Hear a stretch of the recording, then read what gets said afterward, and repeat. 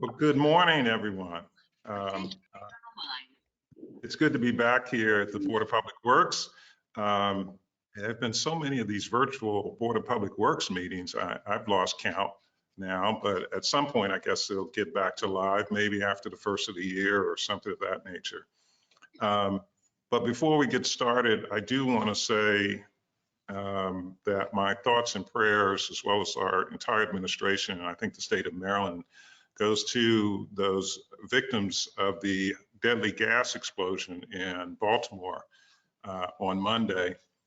And, I'd like to express my gratitude to those first responders and neighbors who came to the aid of many people that were trapped in the wreckage that had occurred from that explosion. And I know the comptroller and others have been asking for a full investigation. I expect that that's going on to see exactly what happened there.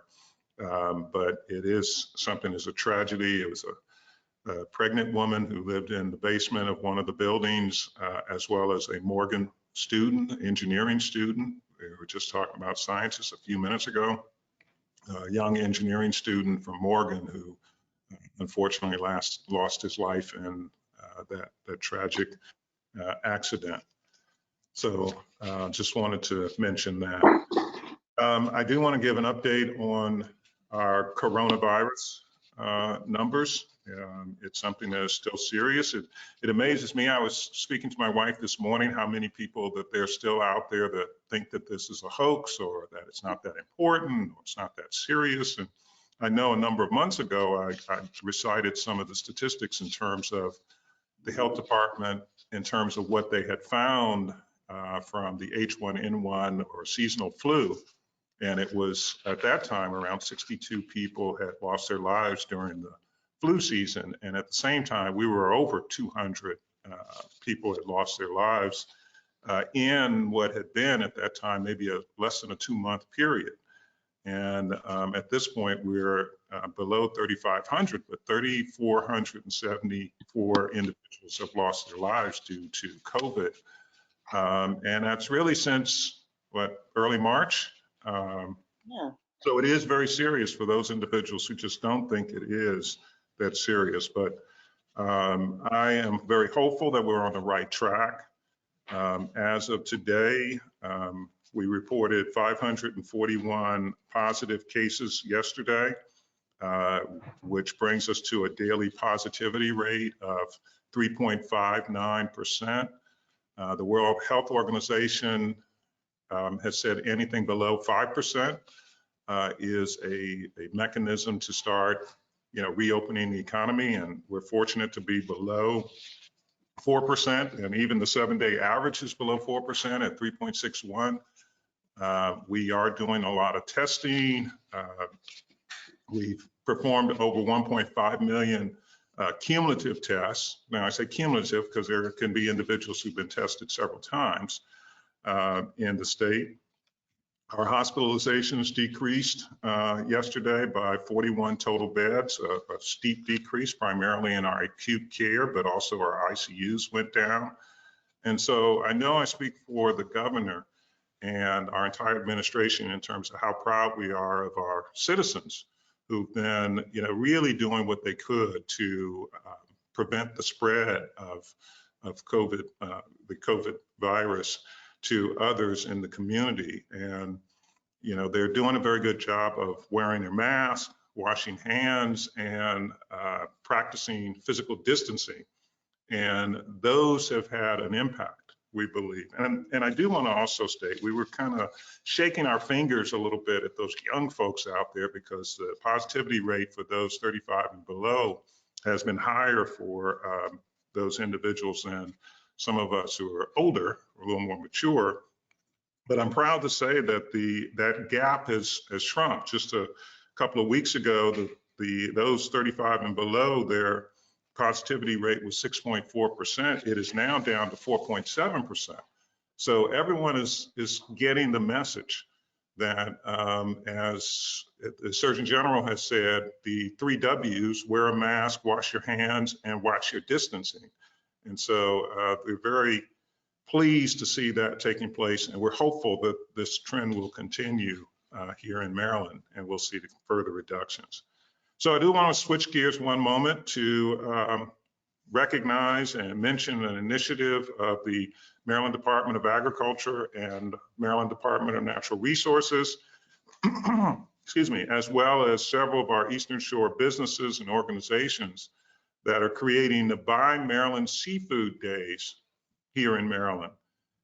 We believe this initiative will have a big impact on supporting Maryland businesses and the economy, and particularly our seafood industry. And I have here a proclamation. If I can grab it and not break it. A proclamation officially declaring Saturdays in September the Buy Maryland Seafood Days. And I'm not going to read the proclamation, but we'll send it over to the secretaries. We have Secretary Jeannie Hatterichio and Secretary Joe Bartenfelder on the video call at this time. And congratulations.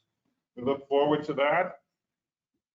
Buying Maryland seafood, and particularly the blue catfish, getting them out of our state and eating them. And I understand they're good. So thank you all. So as we, get closer to Labor Day in the next few weeks, it'll be good to take advantage of the bounty of Maryland seafood and supporting our local businesses. So individuals can go to visitmaryland.org to find locations of where you can buy Maryland seafood. I know that sounded like a commercial, but when I was told of the initiative, that was my question. Where do you buy Maryland seafood? Because if you go to, Whole Foods or Giant or Safeway or something like that, you're buying seafood that could be coming from, Colombia or Venezuela or, Louisiana or any place else. So just a reminder, you can go to the website and you can find that information, and that will be helpful. Visit maryland.org to find that information. So thank you. I'll turn it over to the treasurer for a few words. Well, thank you and congratulations, and thank you to both secretaries. Good to see you, Mr. Secretary Bartenfelder. Great seeing you, treasurer. Do you all still publish the cookbooks? Wasn't Yes, we do. Are those Yes, we do. online? Are those online? Yes, they are. Okay, good. One of the things we have this year, but we have them for every other year. Okay, that one of the things that I've started doing since March is a lot more cooking. And begun to look, as my neighbors have, where things are coming from. And the idea of Maryland seafood and Maryland recipes and cooking Maryland all of a sudden is a lot more interesting than it used to be to some of us who weren't into it. So I think if there was some way to let people know that we do have all these resources. I know I've got a paper copy, but we're not all going out shopping these days. Comptroller, you can be cooking Maryland seafood and other Maryland food. We have the annual Maryland Agriculture Eating Day at the convention, which maybe we could have a Board of Public Works cookbook. It's really good stuff. So I want to thank you very much. And Madam Secretary, always thanking you. But Mr. Bartenfelder and I go back a long ways. And A little ways. A long ways. And I really do think it's a great idea. I think people are much more sensitive now to where things have come from and what it is they are eating and what the impact is on their families than they were even a year ago. So congratulations to you both. Thank you very much. Just interrupt for a moment, and Joe knows this very well. I mean, we have a lot of farms in the area, in the state, that have farm stores where you can go and you can buy vegetables that were picked fairly recently, and, meat products that were a little while ago roaming around in the field and now, are ready to go on your plate. So after cooking. So, Didn't realize they were meat products at the time. well, And that is, I'm just trying to be a little. No, but there are a lot of people who are now shopping at farmers markets instead of the big chain groceries also. And you can ask where the stuff is from, and they're from around here. So we're now really into that at the Kopp household. So thank you. thank you both very much. It's all part of Maryland's Best Fresh Local, and all those places around the state are identified on our website, our Maryland's Best website. That's good. Okay, thank you, Madam Treasurer. Mr. Comptroller. Yes, thank you, Lieutenant Governor. And I just want to echo what both you and the treasurer said. And we have Secretary Hadaway Riccio and Secretary Bartenfelder. Trust me, these are two examples of fabulous public officials in the state of Maryland. I've worked with them on many, many different areas. I have complete confidence and in them. And I salute not only this initiative, but also everything else that they've been doing. It makes me feel good as a Marylander, frankly, to have Joe and Jeannie in charge of major agencies. So well-deserved proclamation. Jeannie, you want to say anything? Oh, well, thank you very much to all three of you for your support. And this is a tremendous partnership between our department and the Department of Agriculture, as well as the many employees and employers that participate in our seafood and food production industries. And Maryland seafood is definitely iconic, but we also want people to know that it's sustainable. And so we're very proud of the work that we're doing, again, with Department of Agriculture, with the industry and with the stakeholders to ensure that we have sustainably managed populations of our fisheries. So thank you all again very much. I actually had a short statement. Thank you, Jeannie. And Joe, if you want to say something, you chimed in, but Joe used to sit next to me on the Appropriations Committee in House of Delegates. But he was on my Watch it. side. Yeah, We were all he was always trying to rein me in. That's good to see. I said, watch it. Public service. I did have a short statement about small businesses in addition to Maryland seafood. Obviously, everybody in Maryland is aware of the fact that our small businesses are struggling across our main street, weather the devastating economic tornado that COVID-19 and the understandable health requirements have brought upon us. And I think we need to do whatever we can to support these local businesses. We call them the lifeblood of the state's economy. The rhetoric is always there among politicians on both sides of the aisle supporting small businesses, but often the action, the actual money and support and permitting help that they need is weaker than our rhetoric, put it that way. So I want to remind Marylanders that we're in the middle of tax-free week. It began this past Sunday here in our state. It runs through until Saturday, August 15th. For this week, any single qualifying article of clothing or footwear that costs less than $100 is exempt from Maryland's 6% sales tax. And the first $40 of a backpack or book bag purchase will also be tax-free. I emphasize that you can buy an unlimited number of items, so the savings can add up. And it's not just for school-aged children, it's for anybody. Adult or child, and it's historically always been an enormously popular shopping week. This pandemic is obviously a very weird year that we're in, but I hope that to see traffic going through these mom and pop stores on Main Street. If you are sheltering in place, feel free to go to the website of these stores. Many of them have them now, and the 6% sales tax savings is also available over the internet.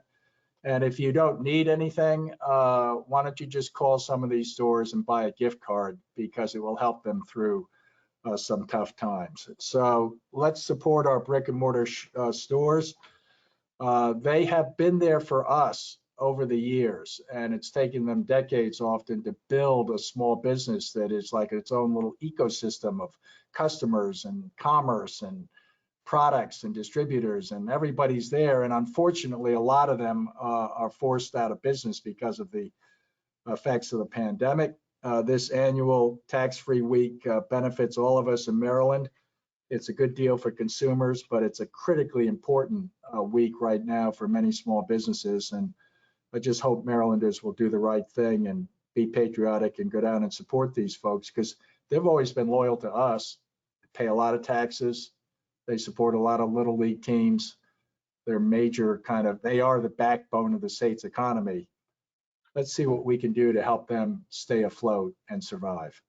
Thank you, Lieutenant Governor. And Madam Treasurer, both of you, I didn't mean to leave you guys out, because I enjoy serving with both of you because I think almost everything you guys say, I associate myself with. So thank you very much.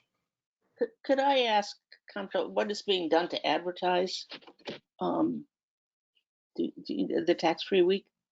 Yes. If you Google Francho on Google News, you'll see a lot of articles about Okay, good. and interviews where we try to inform people. It's just, I mentioned it's a weird year. It is a weird year. It is a difficult year. But we're under the impression that people are in fact responding, both through the key here is shopping local, as the Lieutenant Governor was mentioning with Maryland Seafood. This is not, obviously the 6% applies to the big box stores, but this is designed to help the small stores. I think a lot of people at least have been informed. I'm not sure how many people are eager to get out and shop right now. I asked because I actually was looking for things for my grandchildren for school, and talking to someone, and they said, well, can you do it online? Correct. And I said, yes.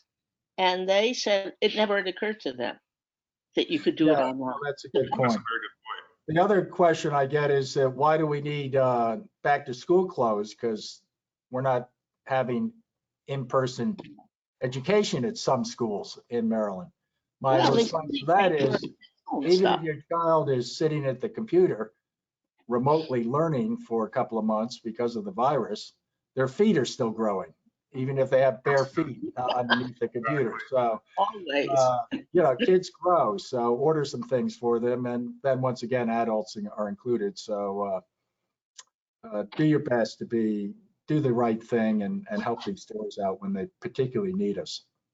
Right. No, that's a very good point. Just because you're not going back to school doesn't mean the kids don't need clothes, because they're growing out of them.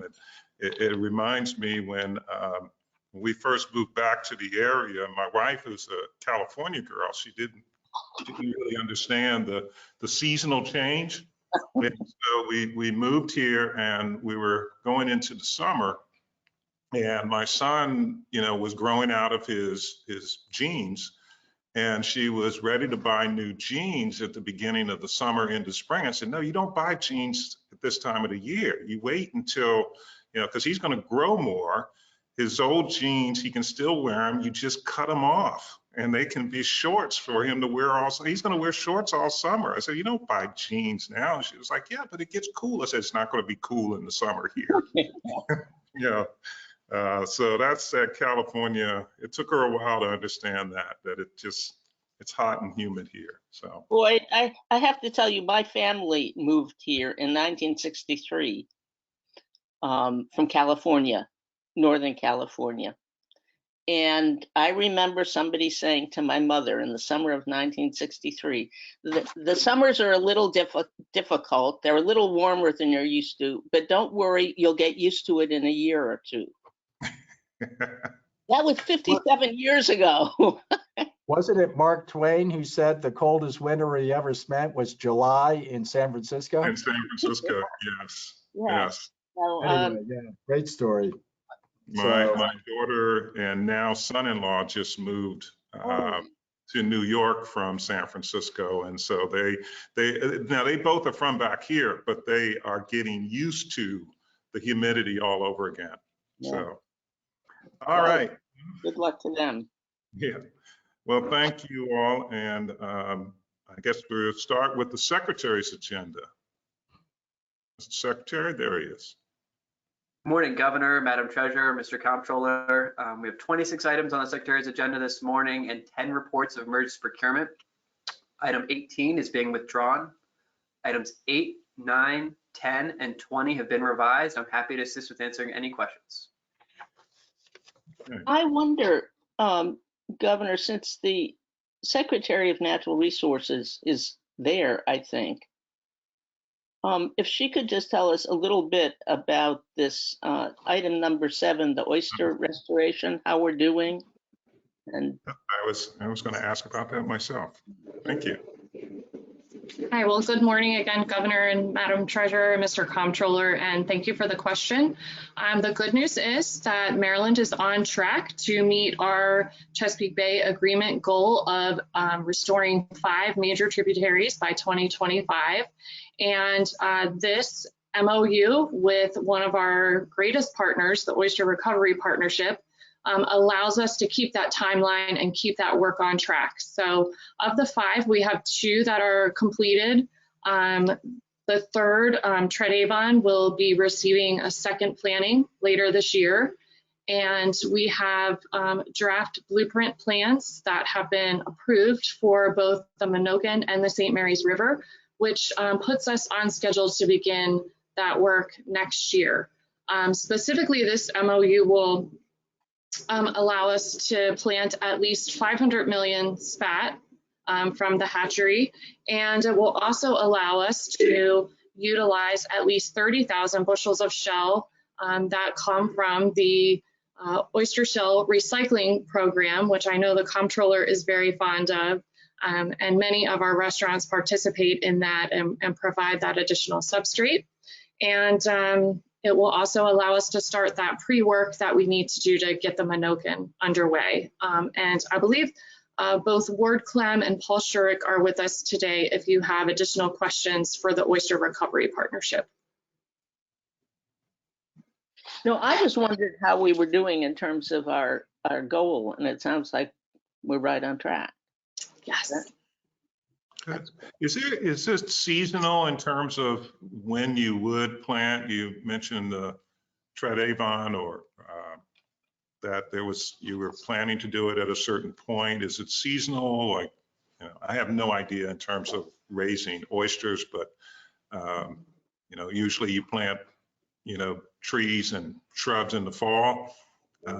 Is there something seasonal associated with oysters?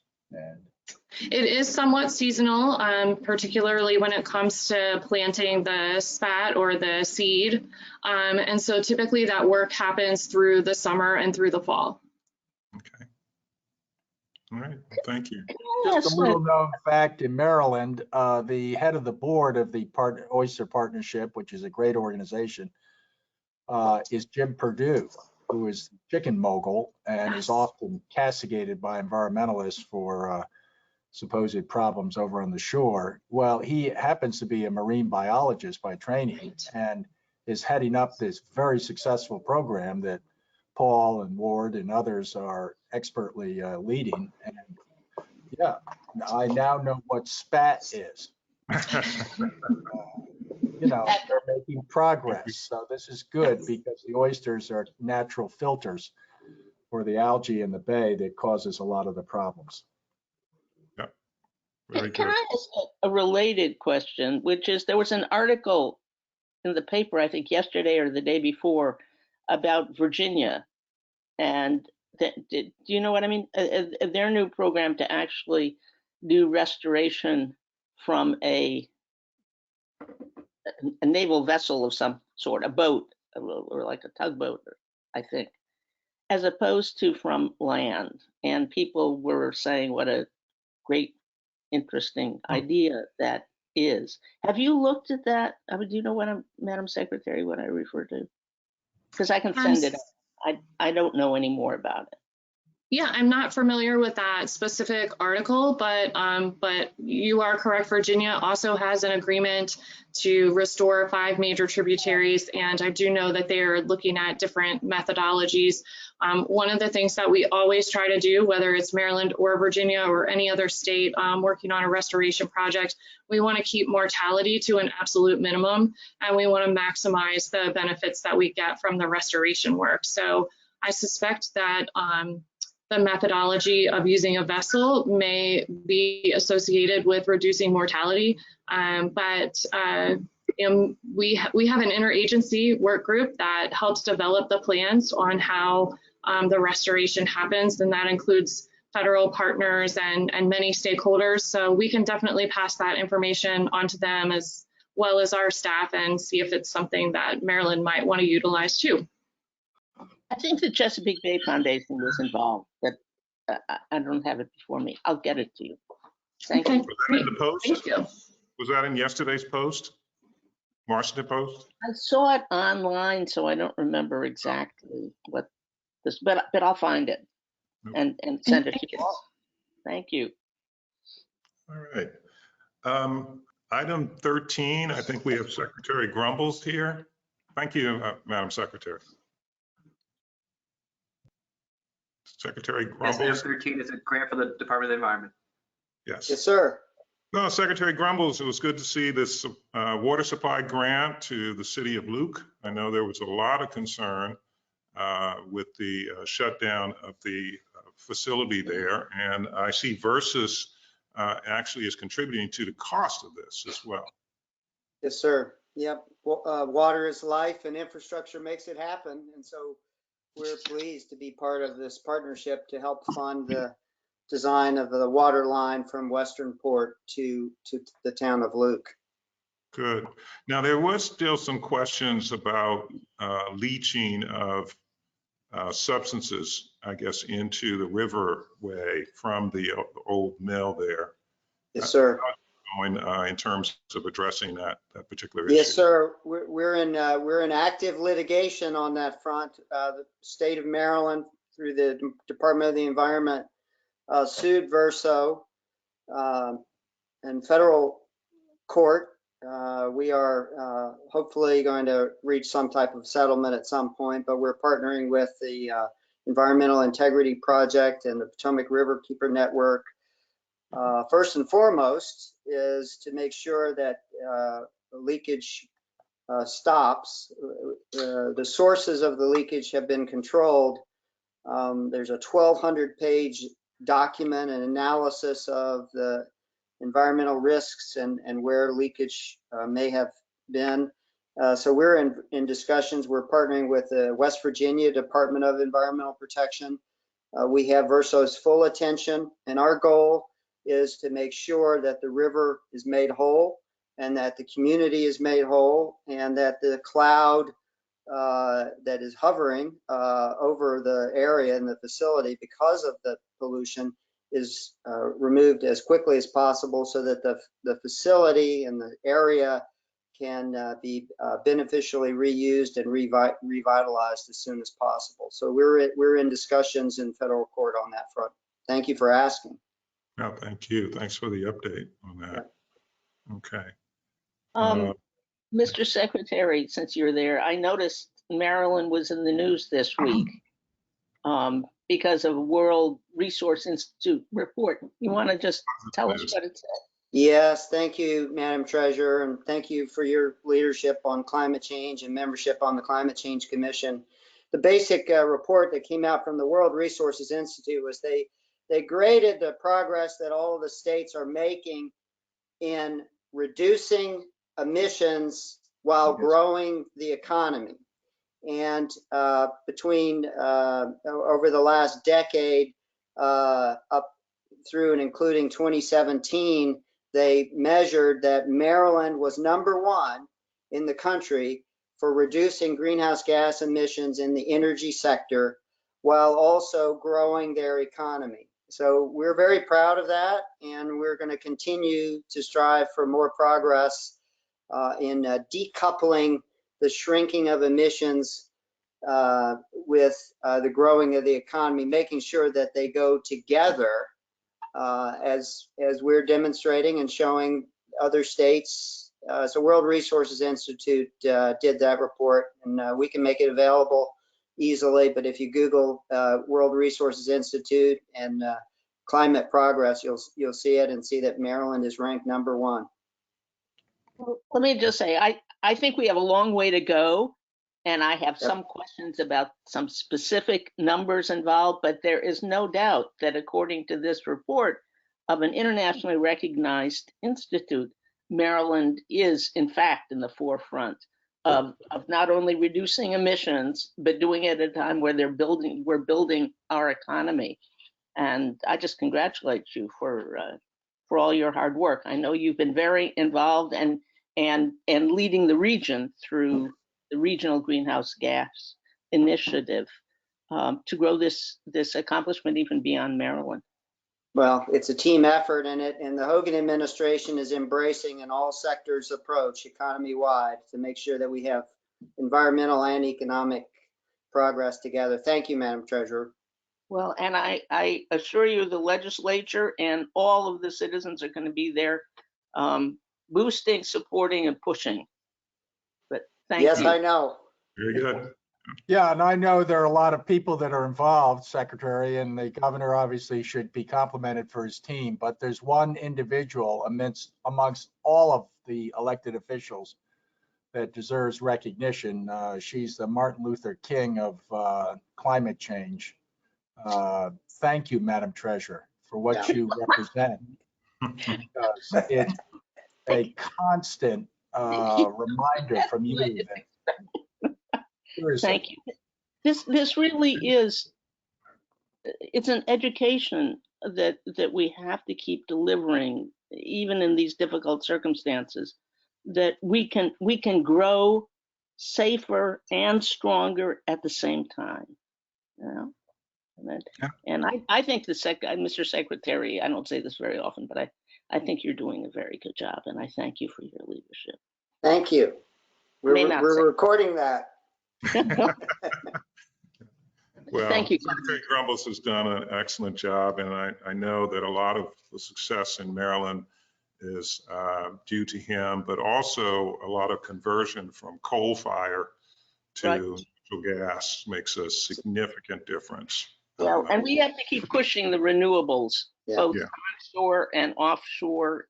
The only way we're going to meet our legally mandated goals is and we have cleaner vehicles that are on the roads, and so it's a combination of things. And you're right in terms of the renewables, and as technology improves, we'll be able to get more energy from the renewable sources. So thank you again. Thank you. I know Jeannie is hanging around. You don't need to come back, but I do want to mention item number 14.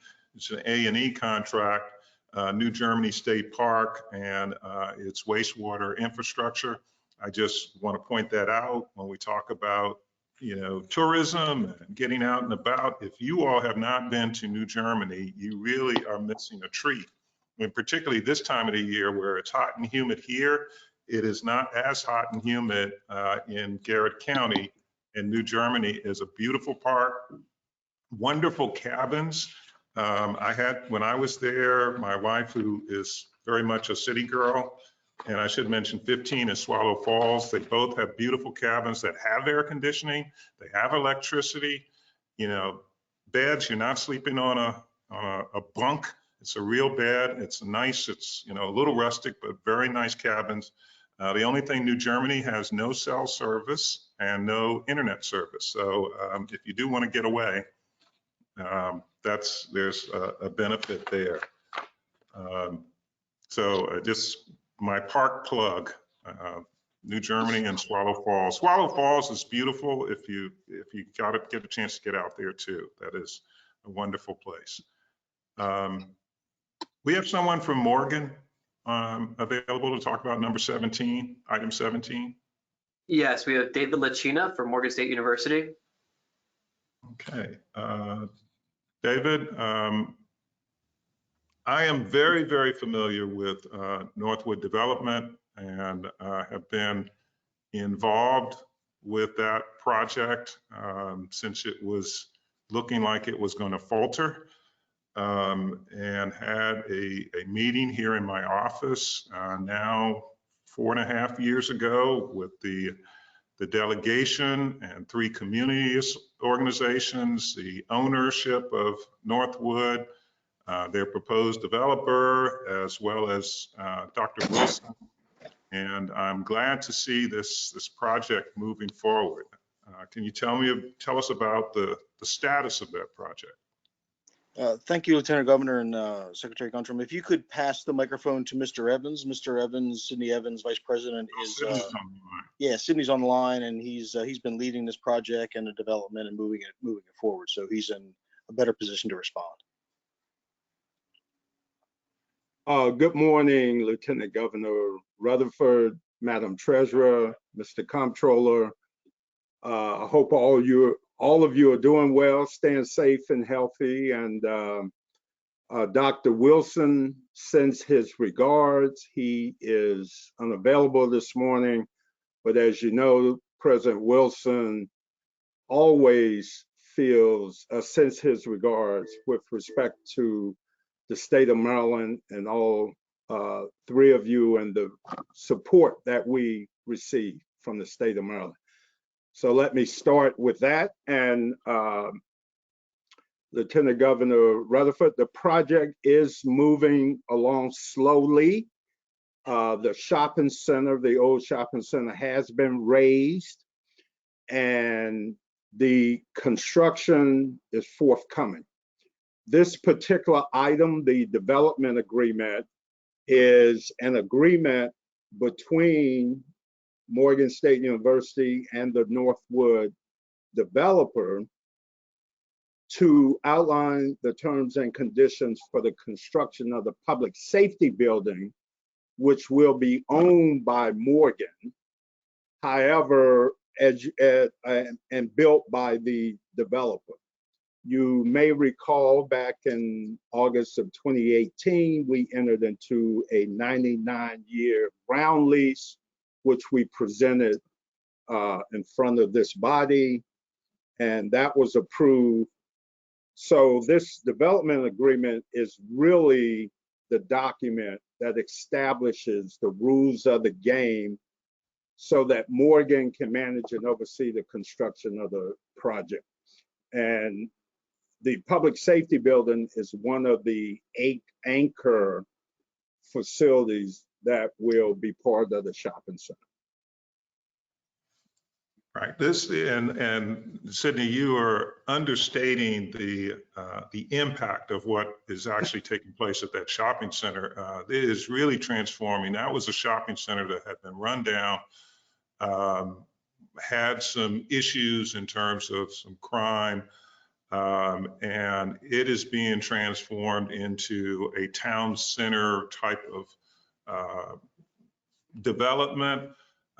And the ownership is partnered with the university there, where the university is part of your business school. And I don't remember if it's the human services school is right next door to the shopping center on adjacent land. And the fact that you're going to be putting the bookstore there, the Barnes & Noble bookstore is going to be there on the Northwood property, along with your public safety building. It's going to transform not just that shopping center, but also the Morgan experience and the community. And that's why the communities associations were so much involved. And I want to thank former senator, and once a senator, always a senator, Joan Carter Conway, for all the efforts that she made to get this moving and keep the project moving. And so it's good to hear that it's been raised and it's moving forward. I know we utilize Project Core funding as well as some other funding to help Morgan through this project. And it's good to see it happening. Yes, Lieutenant Governor Rutherford, I mean, you're absolutely right. I didn't want to take up too much time talking about the shopping center, but you summarized it quite well. And I would say this is a perfect example of a public-private partnership. It's the state of Maryland, the city of Baltimore, Morgan State University, an anchor institution in the city of Baltimore. We have private developers involved, and we, as you stated, this project will transform the neighborhood. There are 4 community associations that have been involved in this project. As you know, Kim McCalla on our staff has been instrumental in moving this whole project forward. And we are very pleased where we are with the project. And we still have a road to travel. We're hoping the center will be complete sometime in spring 2022. But once again, we thank you for your support, Mr. Lieutenant Governor, and the support of the Board of Public Works. It has been a real collective effort from the legislature to all the other people that have been involved. It's just really a great project. And I know Dr. Wilson, if he were here, would be very proud and very thankful that we've gotten this moving in the right direction. Thank you. I echo the Lieutenant Governor's statement, and am very glad, Cindy, you pointed out Kim McCullough, one of the unsung heroes of state government. Yes. Thank her. Yeah, Kim does a great job. So, and Sydney does too. I have to say, Sydney, who is a fellow Howard man, working at Morgan. I love Morgan too. So, Could I just ask Morgan, I heard on the radio today you're not having any in-person student participation at the college. Is that correct for the fall? That is correct, Mr. Comptroller. We recently completed our Board of Regents meeting this week, and supported by the board, the university has changed its plans to offer instruction as a combination of face-to-face and hybrid. We are moving away from that plan, and based on the science, the Yale study, and our concern for the entire Morgan State University community, we think this change in direction is in the best interest of the community. And as I mentioned, we had a very lengthy discussion with our Board of Regents, and they supported the recommendation to change our direction. Well, kudos to you and the board, because you know, we're engaging in a huge medical experiment, as you know, with our K through 12 program, but particularly the private schools now, I guess, around the state. And I am particularly concerned that we just don't know what exactly the ramifications are going to be for our kids and the people that the kids are in contact with. So I think that's a terrific decision by the regents, and I'm glad that you're doing it at Morgan. And I would just encourage every family to make sure you first and foremost protect your children from a as yet still mysterious virus. And I'm not obviously I've often praised Governor Hogan and Lieutenant Governor Rutherford and their team for being very aggressive on the public health aspects. But boy, I wouldn't send my children to college or to K through 12 school for at least September and October until we have a better understanding of the virus and its impact upon both young people and their ability to infect other people, even if they're asymptomatic. But that's just me. Hats off to Morgan. Please keep us in the loop as far as how it goes. Thank you. I would pass that on to President Wilson and to Chairman Mfumi and all our Board of Regents. It was a very tough decision. We had a well thought out, I'm sure Lieutenant Governor Rutherford knows about. We had a testing plan, protocol, quarantine, isolation. We had a very comprehensive plan, but after a very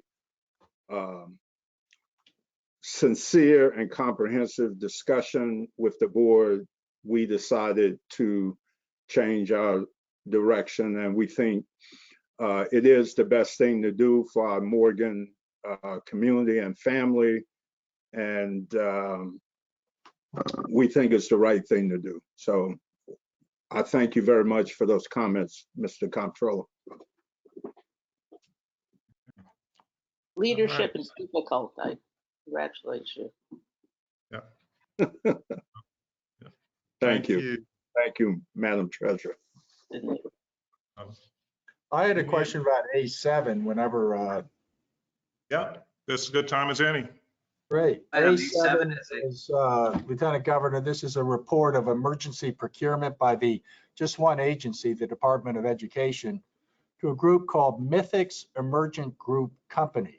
And it provides annual support system maintenance for Oracle software. This is a 2-year emergency contract, $2.4 million. There's no competition because Oracle is essentially telling us this is the person, this is the group we have to hire, not only for this agency, but for every agency that uses Oracle. We had a discussion about this at the December 4th, 2019 meeting, that in essence, Oracle now is in charge of handpicking the vendors who are able to provide the support and system maintenance for the state's Oracle software. This is in contrast to when we had 8 or 9 other vendors who were able to do this kind of maintenance work at one point, and they would bid against each other, and the state taxpayers would understand that the competition would generally produce the best deal. Now Oracle has changed that, and they have indicated there's only one vendor, Mythics, that's going to provide the services for all the state agencies. So at the December 2019 meeting, Lance Shine, the Deputy Secretary at DeWitt, informed the BPW that the Assistant Attorney General and Oracle were in negotiations that, I quote, he indicated were very close to resolution, unquote. It's been 8 months since the December meeting. We're being asked to approve an emergency contract to send $2.4 million just for the Department of Education, but Oracle's doing things for mostly all of our agencies.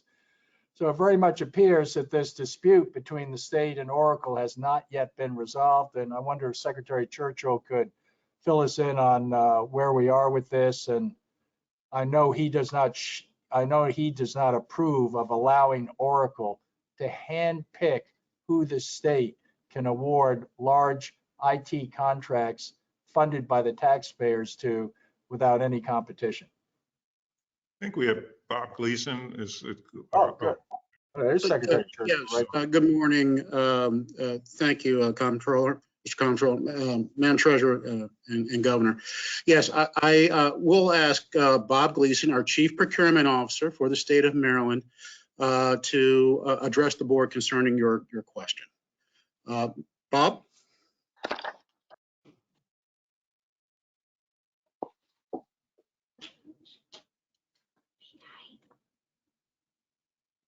Is Bob on mute? Or Mike Hafley, our Deputy Chief Procurement Officer for the state of Maryland. Mike Hafley?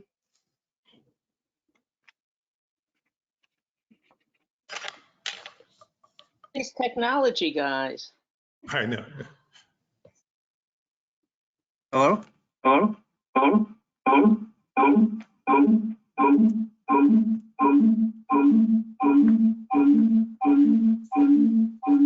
Get a procurement people do not of technology.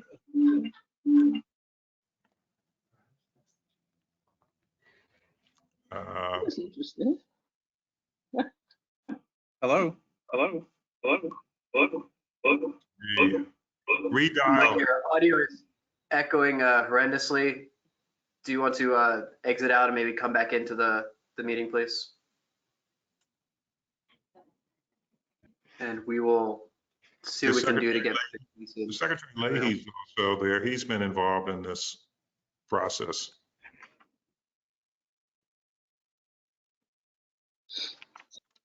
So it's okay. I'm probably gonna vote against.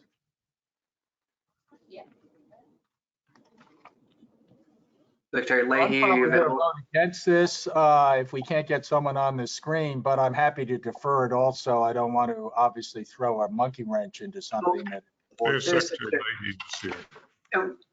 We do have a representative from the Good Department of Education as well, Miss Ruth Baber, available to discuss this specific emergency report if you would like. How would you like to proceed, Mr. Governor? Well, if you have an update on the negotiations, you could provide that. Yes, sir.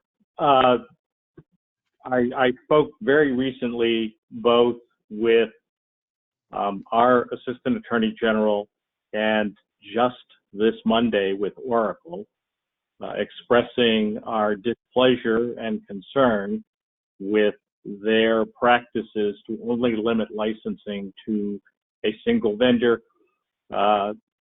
Mr. Barr informs me that we have provided them with the names, as the comptroller stated, of a number of vendors that had provided services in the past and that still have the capabilities based on our understanding. At this point, Oracle continues to tell us they are reviewing this matter, but had I known, I would have had Mr. Barr available to speak about it. I am not hopeful that they are going to change their business practices. And as we have discussed in the past, to the extent that vendors who create software attempt to create specific tying arrangements to maintenance, we believe that is anti-competitive, is contrary to the interest of the state, and we will continue to attempt to move them away from that. And if they do not, find other platforms as systems come up for modernization to use new vendors. Yeah, no, how do we say? But wouldn't you have to go to a different operating system like SQL or something to move away from Oracle? Yes, we would have to use a different database methodology than Oracle. That is correct. But as I said, when some of these systems that have been running for 10, 15, 20 years come into the modernization process, we will certainly look at the methodologies available because there are newer databases and newer technology. Oracle has been used for a very long time because they were very good at running particular kinds of systems, particularly in the education and the administration areas. But there are other folks with newer products out today. And we keep an eye on what they're doing. And as we know, because of the pandemic, we have significant revenue challenges. But to the extent systems are in the queue to be modernized, we are going to look at all of the opportunities to make them more competitive. Well, let me just focus everyone by saying I would like to move to remand this emergency procurement back to the agency and have further discussions with Oracle because I just find it to be completely unacceptable. Mr. Comptroller, I am happy to have those discussions, and we'll work with Secretary Churchill and Mr. Gleason to make sure that they are aware of our position and that we find this unacceptable, as you said. I guess the challenge, I mean, we can remand. It doesn't really do anything to Oracle, and Mythic is already on board because it was an emergency procurement. This is just the, really the approval process for the board. But they're being paid. I mean, I guess it's continuing to show our dissatisfaction, if anything, but it doesn't have a significant impact beyond demonstrating our dissatisfaction. Mr. Governor, I am, as I said, happy to have further discussions with Oracle, including Secretary Churchill and the procurement people, and I'll be happy to report to the board as soon as we've had those discussions. Okay. Well, I mean, I just want to make that statement. Madam Treasurer, you have any concerns? Yeah, my understanding is the same as yours, Governor, and I agree with the frustration of the comptroller entirely, because it is now an emergency contract. I have a somewhat related question that I don't know who knows the answer to this, but I gather this is about a security fix to the software we have already. Is that right? Ms. Faber, are you on the line? Yes, sir, I am. Okay. Did you hear the question?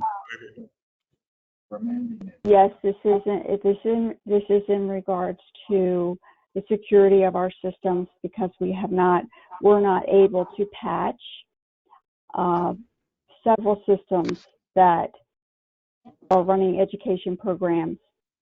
And unfortunately, we got into a kind of a catch-22 where we were in the process of this procurement in 2019, and there was a change that contracts over $200,000 needed Board of Public Works approval, and this contract fell into that category. However, we didn't have enough time then, the lead time we didn't have to award the contract, so it became retroactive, which put us about a year behind on patches and updates. And yes, ma'am. I get that, I guess.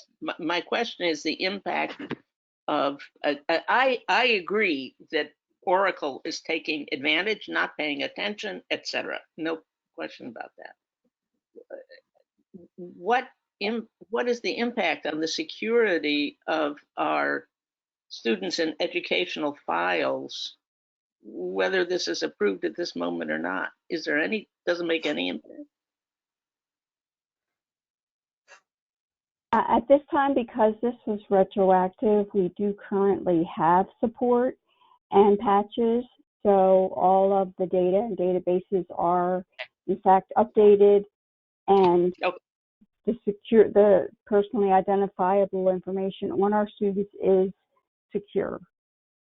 Thank you. We would not be able to move to other platforms, though, without having current support in place, because you don't want to move in the event that you have a problem. You wouldn't be able to put in a ticket with Oracle to resolve that problem while you're moving to a different platform. Well, I think this board has to understand, perhaps from Secretary Leahy, I don't know from whom, of how we get Oracle to look at other options for the state, because I gather there are other options that are being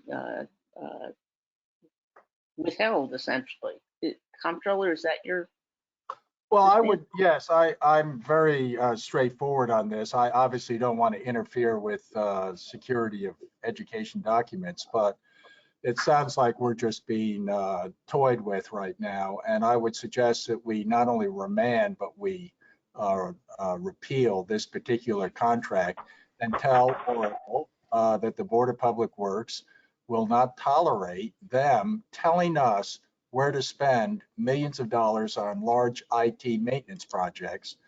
Particularly because at one point, not too distant past, there were 9 vendors who were capable of doing this work.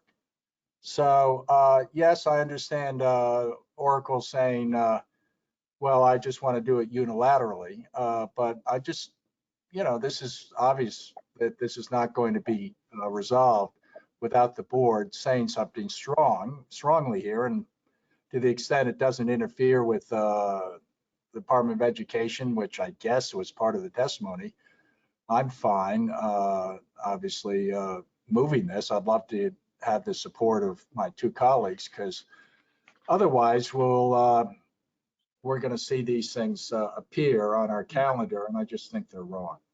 Okay, I wanted to just open it to discussion before, taking up your motion. And,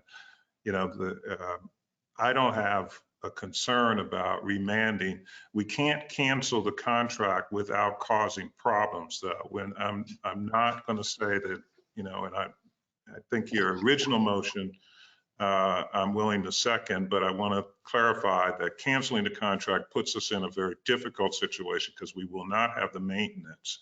And if there are additional security patches that come out, then our data is at risk. So, at least we know from the standpoint of the emergency, they're already on staff providing that support. It's really I don't want to downplay the role of the board when it comes to emergencies, but it's really just, taking care of the bookwork by approving an emergency. So, but not to cancel that contract. It would be a question for the Assistant Attorney Generals whether there is some legal authority that the state may have, either under a state version of a, unfair trade practice, or, a state version of antitrust, that we are in a situation where we're in a very uncompetitive situation involving Oracle. And that's a question, I think, for those who are in that business, the attorneys general, with regard to what is on state statutes that allow us to do it. I know some states have a state version of unfair trade practices, or little FTC type of remedies, but I don't know if Maryland has that or not. And that would be a question for them, that we go back and we say, we'll see you in court. And make sure that it's the attorneys general that actually litigates, not that they hire some outside lawyers, which always bothers me, that we often hire outside counsel when we have 700 paid lawyers that probably could be litigating some of this.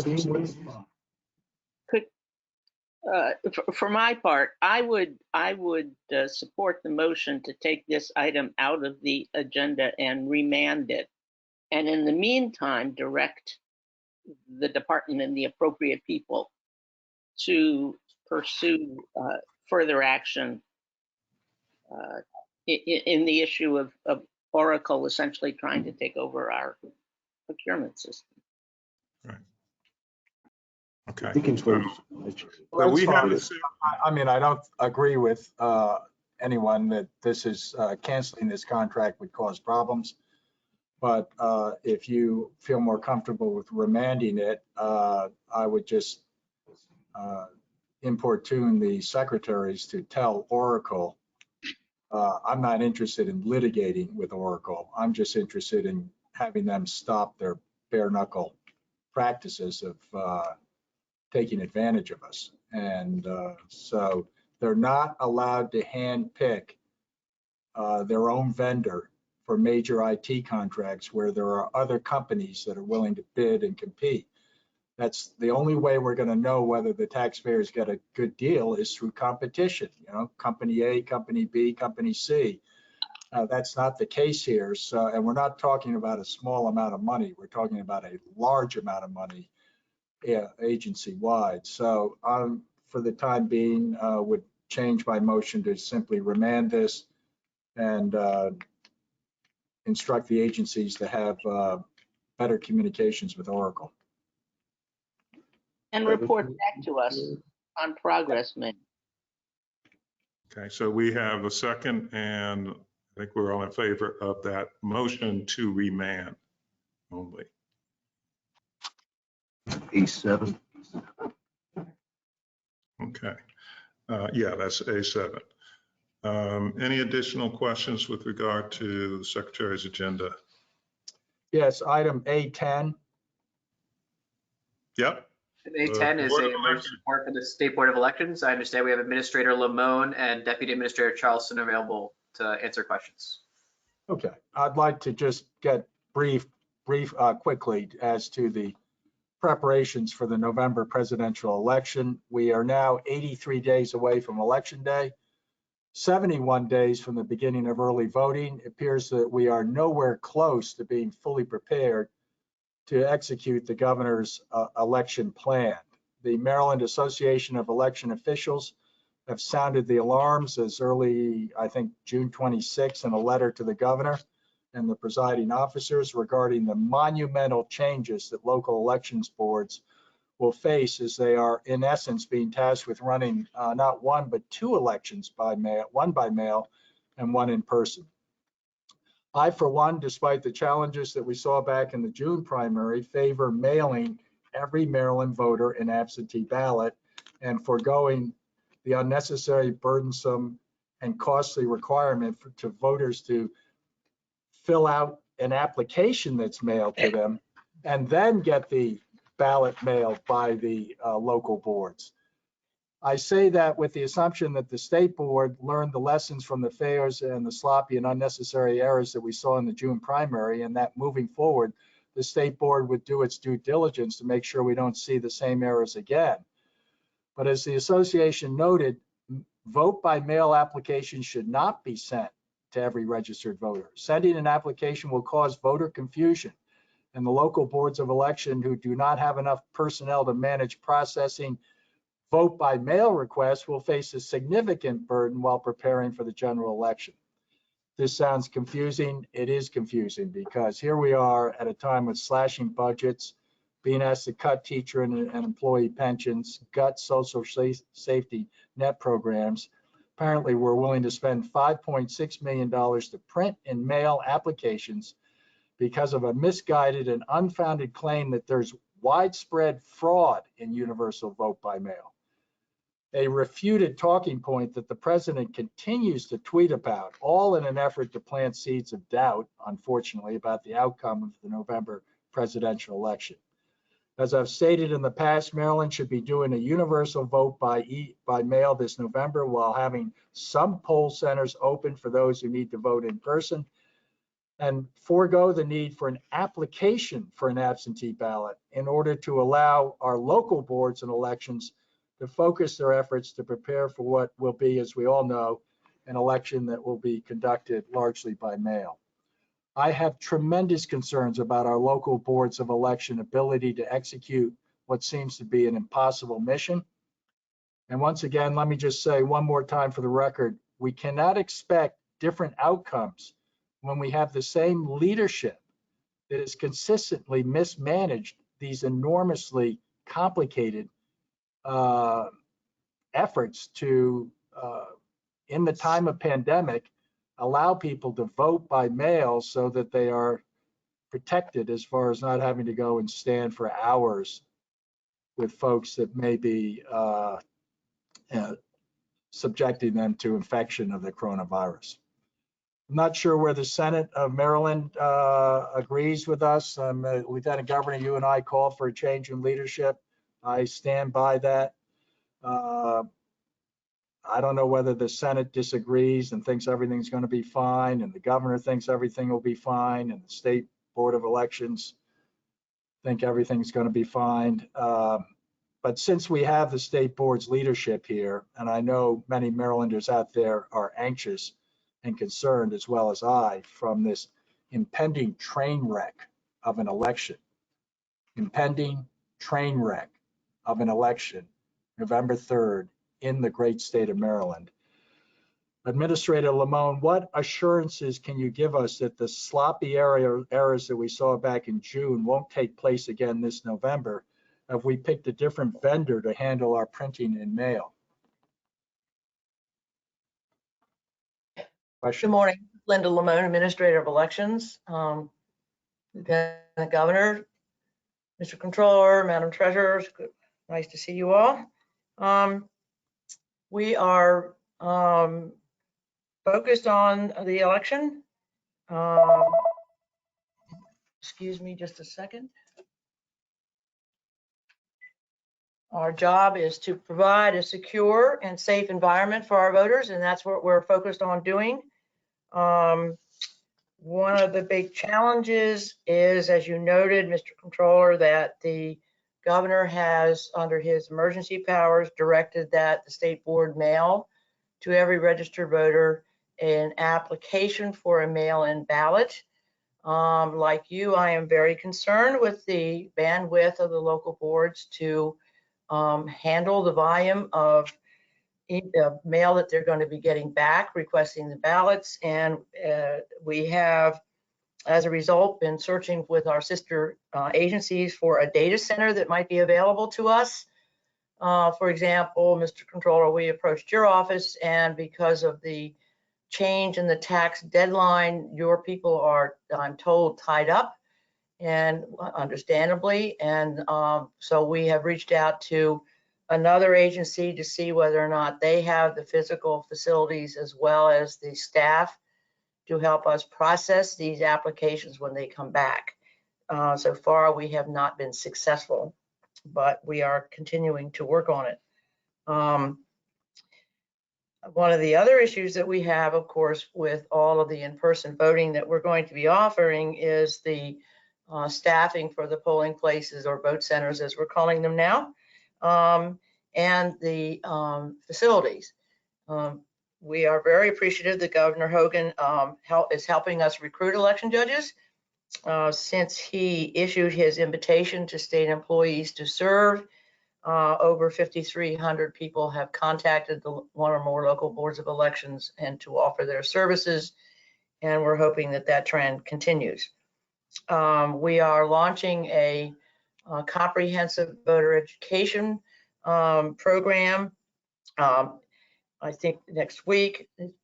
Has been in the planning now for a while. If you all, we have a lot more time this time to educate our voters as to how the election is going to be conducted. And if you have any ideas of people with it, or folks that groups that we should be reaching out to, we would love to hear from you. And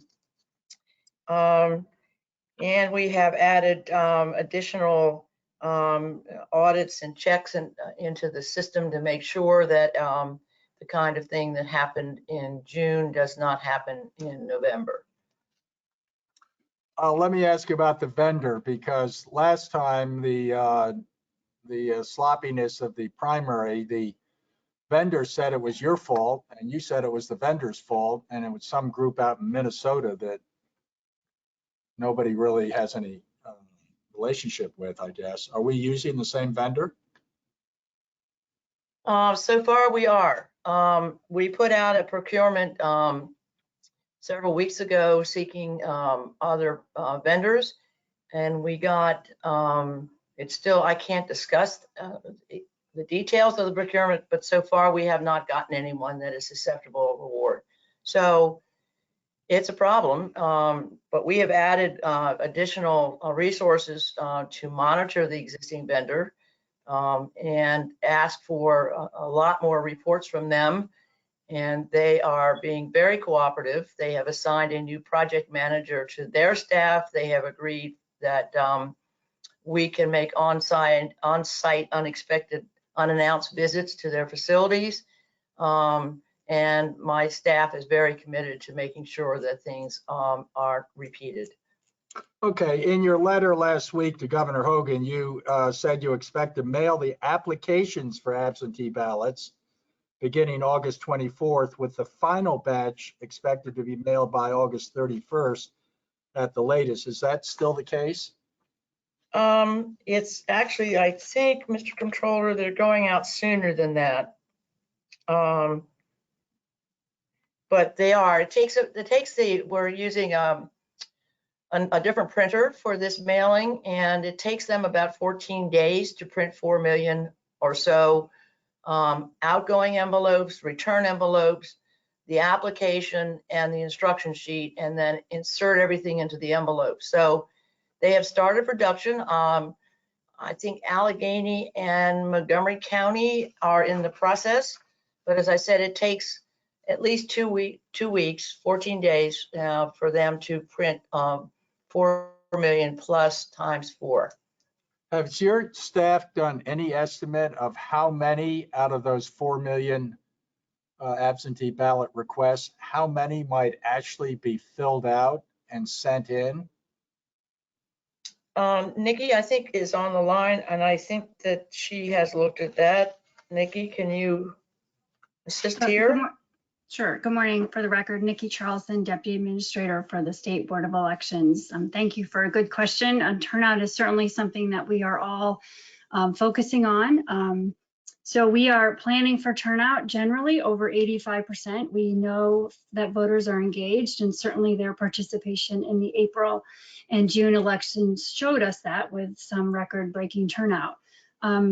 We don't have any data for this type of election, so we are looking at how do we estimate the number of voters that are going to vote by mail, which is your question, the comptroller, and in person. And we, over the next couple weeks, as we are certainly seeing an uptick in the number of voters asking to receive their ballot by mail. We expect, if not this week, next week to surpass our number of ballots sent for the 2016 general election. So we know we're going to have an exponential increase in the number of people requesting ballots. Over the next couple weeks, we expect to be able to get a better sense of that trend line, and then will help us plan for in-person voting. And again, as Linda already mentioned, and Mr. Comptroller, you expressed the concern about the ability to process those applications. And so I'd like to reiterate what Linda said, is that if you have any thoughts on data centers, we really are spending a good amount of effort trying to find someone to make sure that the applications we receive are promptly processed so we can get ballots in the mail when ballots are ready later next month. So spoken to Secretary Leahy about data centers? There have been some discussions with DeWitt as well, as the Comptroller's office and some other sister agencies. So if there are other people we can contact, we would love to get that so we can open those lines of communications and see what we can do with our sister agencies. Let me just ask if I could about the U.S. Postal Service, which has been in the news lately because a gentleman was appointed recently Postmaster General. He happens to be a Donald Trump mega donor who knows nothing about the post office. And allegedly, he's implementing policies that have reduced operational efficiencies at the post office. Among them, apparently saying there's no overtime anymore, that you can only have one trip out. So all of the postal people are complaining that this is some kind of effort to cheat on the elections down the road, because everybody knows that that the post office is integral to this. And I'm just wondering what your concern is about the ability of the Postal Service. I think most recently he took all of the 34 top executives in the Postal Division and shuffled their responsibilities up and down the line. It would be like me, just as tax season started, taking all my division directors and putting my head of IT in charge of my, I don't know what department that they know very little about. So what is your assessment and the time that you think it will take the U.S. Postal Service to deliver the 4 million applications, then get the responses back to you, then remail the ballots out to millions of Marylanders who request the absentee ballot, and then the Postal Service once again get it back? I mean, how long is that going to take? Excuse me, Comptroller, it's my understanding also that this Postmaster General is increasing the cost to the states per letter of each of these to be sent out. Well, I just repeat, he's a Trump mega donor who has no knowledge or experience with the Postal Service. And at this point, to be reconstructing the agency raises some real concerns. But I guess I wanted to ask the Board of Elections, have you guys factored that in, and what is your thinking on this?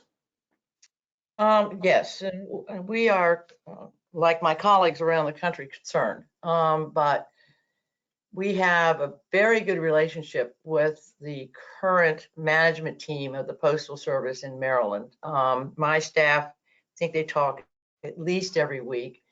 They are well prepared to start receiving this large number of mailing that's going to be going out in the next couple of weeks with the applications. We have also, we're going to be messaging to the voters with hard messages about you have to pay attention and get your ballot or whatever in as soon as possible. The state board has moved the deadline for requesting an absentee ballot or a mail-in ballot, as we're calling them now, back a week. We are going to encourage our voters to use the online systems to register to vote and update their voter registration and request a ballot rather than the postal system. And for return ballots, we're going to have an increased number of ballot drop-off boxes around the state so that people don't have to use the post office if they don't want to, or it's getting close to the deadline. So we're trying to think of things to do to help our voters deal with the situation, because there's nothing, frankly, that we can do to change what the post office is trying to do on a national level. Yes, but you can evaluate and stay on top of this. For example, this is Wednesday. Last Friday, there was no mail delivered in Tacoma Park. There was no mail delivered on Saturday in Tacoma Park. There was no mail delivered Monday in Tacoma Park. Yeah. And so everybody's on the listserv saying, gee, what happened to the post office?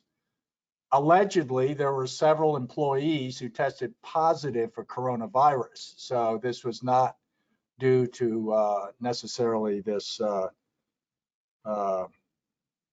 pretend postmaster general that's around. But, you know, it was there was no mail, period, not even junk mail. And so even in the best of times, I think the Postal Service has been heavily damaged by something because, well, I'm concerned. So I assume you're going to take this into your planning. How many drop boxes will be available for November election, and are they secure?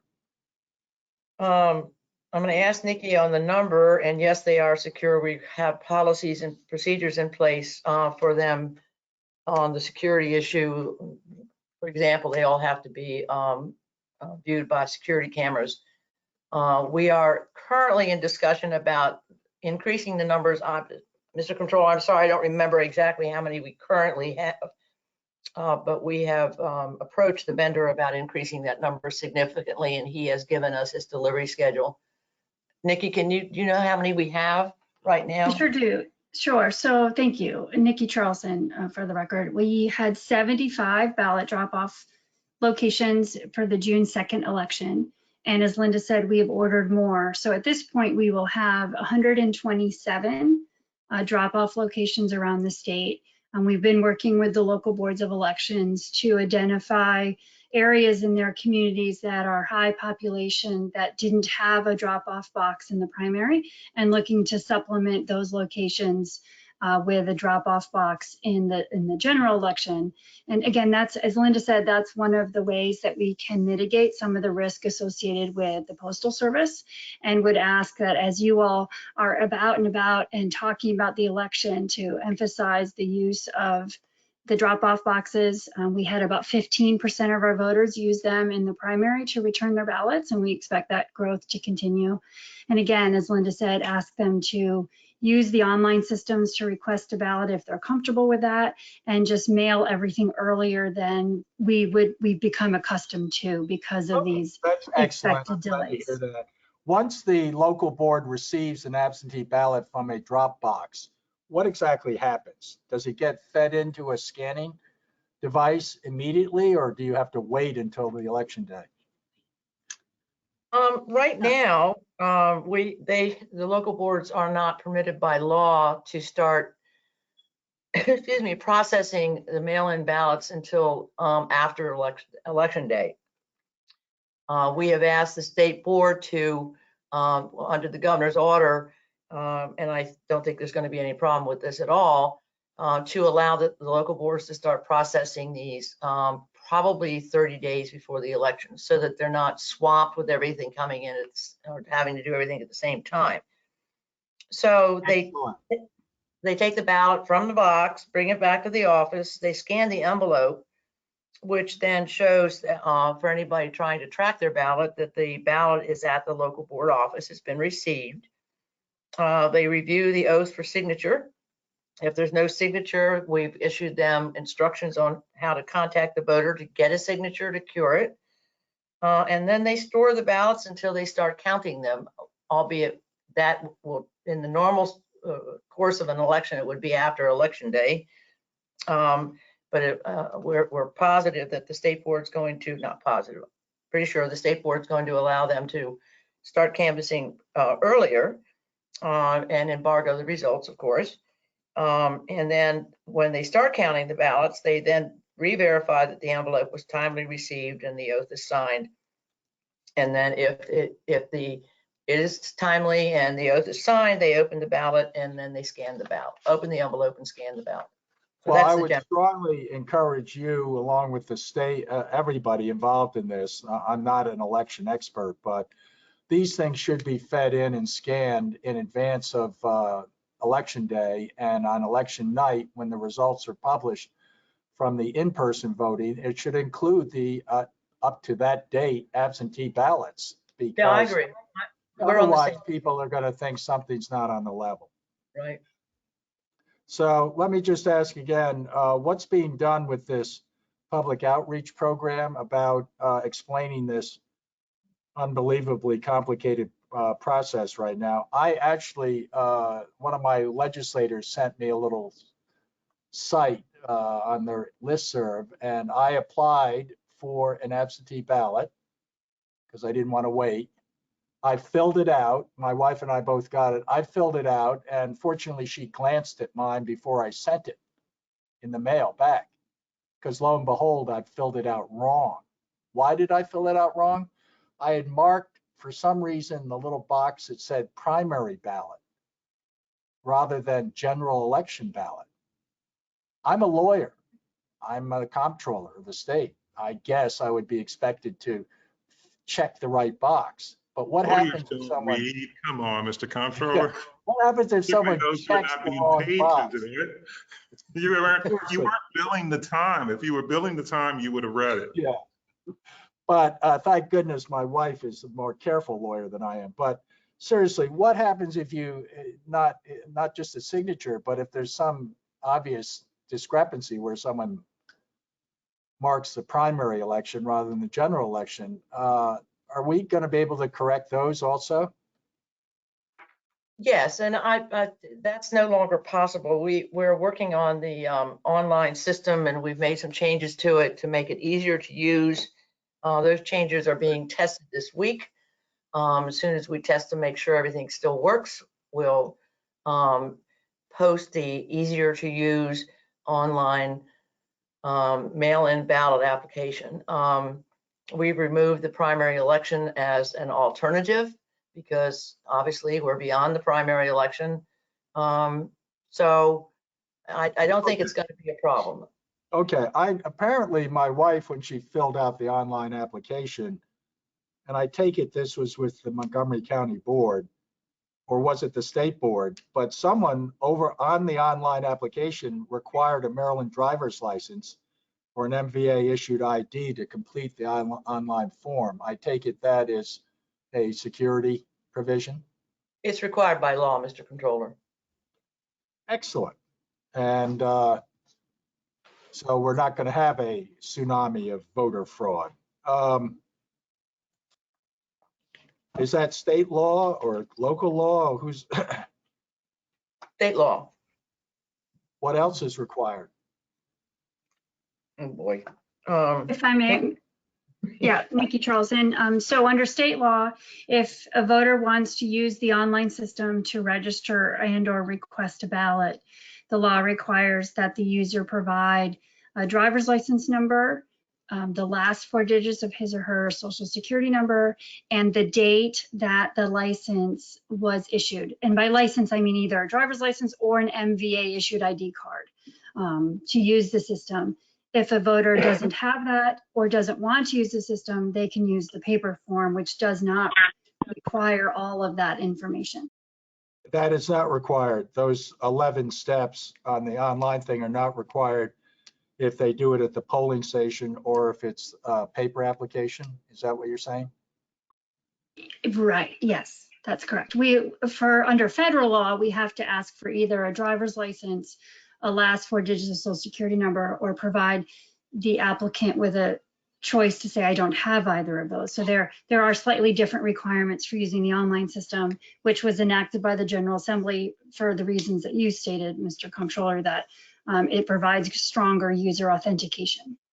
Yeah, no, thank you. Lieutenant Governor, you had some strong opinions when we were on the other day, and I still share those. But I think the problem here is less with the state board and the county boards and more with what the state is going to do to help logistically. And I'm not talking about a small number of people. I'm talking about a large number of people helping deal with this ocean of mail that's going to come in, either through absentee ballots or through mail-in ballots if the governor changes his mind. But regardless, it is going to be a train wreck if we do not have enormous logistical help out there. And instead of 127 drop boxes, we should have 2,000 or 3,000 of them across the state, because that's something that would allow us to tabulate these returns on the day of and announce them on the night of the election. But this is, I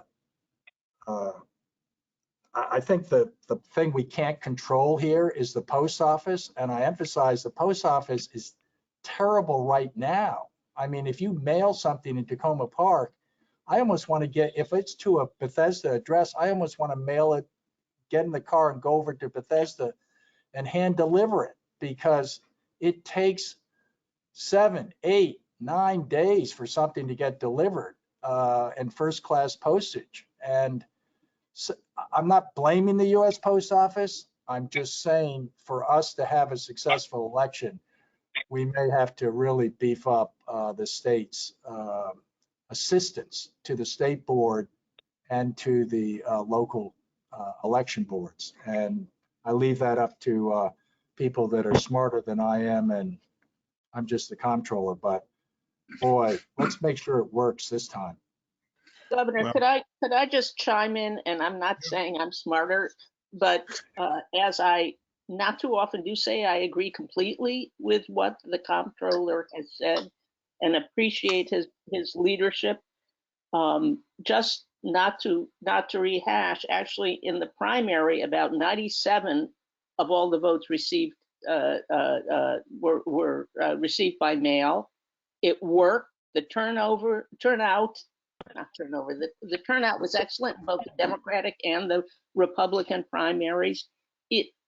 It worked, and it wasn't this two-step process that has obviously made things much more complicated and increased cost, and I think will result in reduced voting. But we will be doing the best we can under the governor's order, trying to continue to sustain an increased voting turnout. I agree with the comptroller, Linda, completely. I think we need more than 127 drop boxes. The drop boxes were quite successful. We have to depend on the mail, the post office, but I think we should do it as little as possible. And going to absentee voting directly would help in that very significantly. We have over 4 million voters. Even if half of those voters voted by mail directly and successfully, that still leaves 2 million going to polling places, voting centers, whatever they're going to be called. Our objective, it seems to me, is quite clear, and I think everyone agrees on it, is to make sure that we do all we can to see that the November general election is conducted in a way that maximizes participation with the least risk to the voters and the election workers, and that we don't unnecessarily create long lines, which we wouldn't have to with absentee voting, with mail voting, and that we don't endanger people. I think all this board can do to support you all in doing that. We are there to do that. I think the people of the state want it. I think making your site more understandable, I'm glad to hear you're doing that, because I had a little difficulty myself when I registered for an absentee vote. I think it was unnecessarily complicated. But I think the train wreck, we're looking at the most important election that we have seen in our lifetimes, maybe in anyone's lifetime.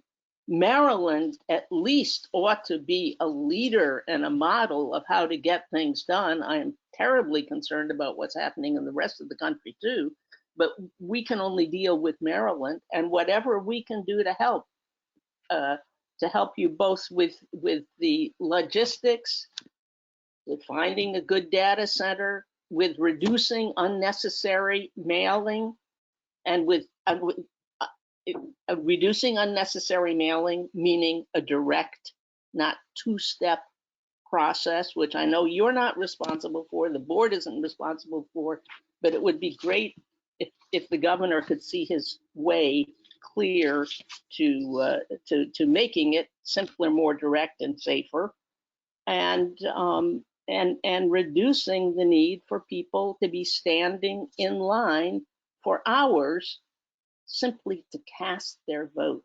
So, Comptroller, I'm with you. Okay. Well, I'm just going to say a couple of things.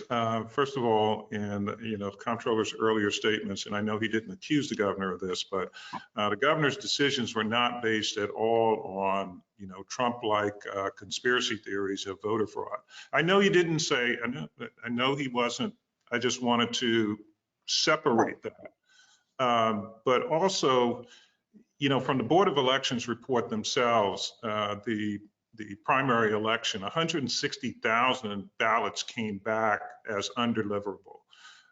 So that is a substantial number of votes that just possibly never took place. And it probably was higher than that went to addresses that just the person no longer lives there, but it's just sitting in a box and that gets thrown away or whatever happens.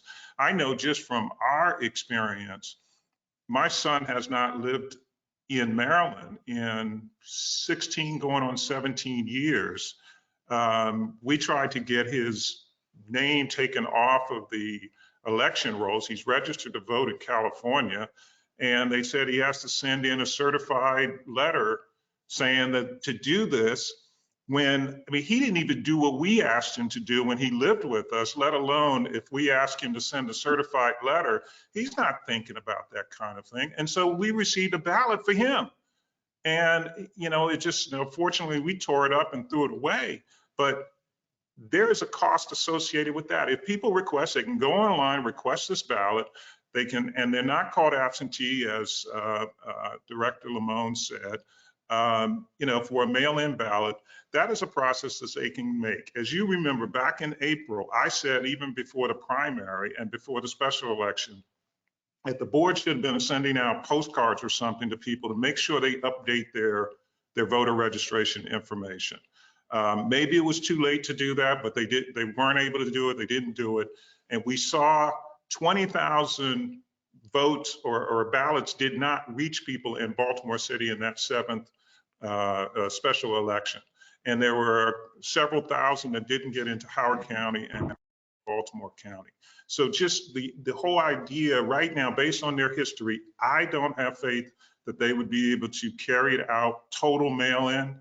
And so requesting a ballot, I think, is something that we can do our best to get the information out in terms of requesting this ballot. you're doing it online. Some can do it online, but I think that is a step that can take. And then we know the people who want the ballots. You're questioning the mail. That's something that's beyond all of our control at this point. It kind of argues against, to a certain extent, the mail-in. There are going to be some voting sites. We know even when we had the election this past, the primary election, because people didn't receive ballots, they were lining up at the polling places. So there's going to be some of that, even if we do this. And I think giving us some time that in 2 years, we could possibly move to a full, vote by mail, and people will be used to it, and we clean up the voting rolls. But right now, I think this is the way we're going to go. And the state is willing to assist in some logistics if the counties need that. I will talk to Secretary Leahy further about the data center requests that came in, because I know we have different data centers, and some maybe have the capacity to assist.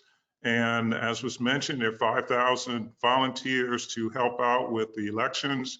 We also have college students that are not going to be in classes that may be willing to volunteer at election sites in their areas. And actually, under law, anyone over 16 and above can actually do that. So high school students can probably get some of that public service credit that I think many of the counties' high school requirements or require for graduation.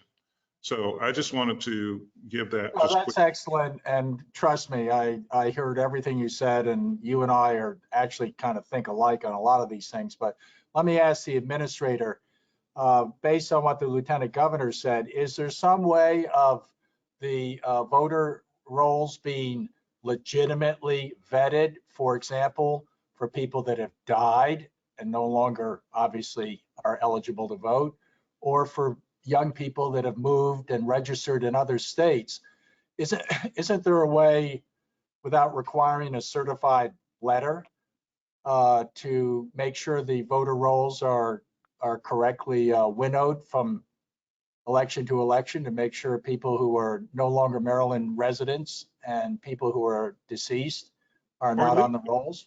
Yeah, or at least if you haven't voted in the last, let's say 4 or 5 or whatever number you want to come up with elections, that there's something that says, hey, and we have same day registration.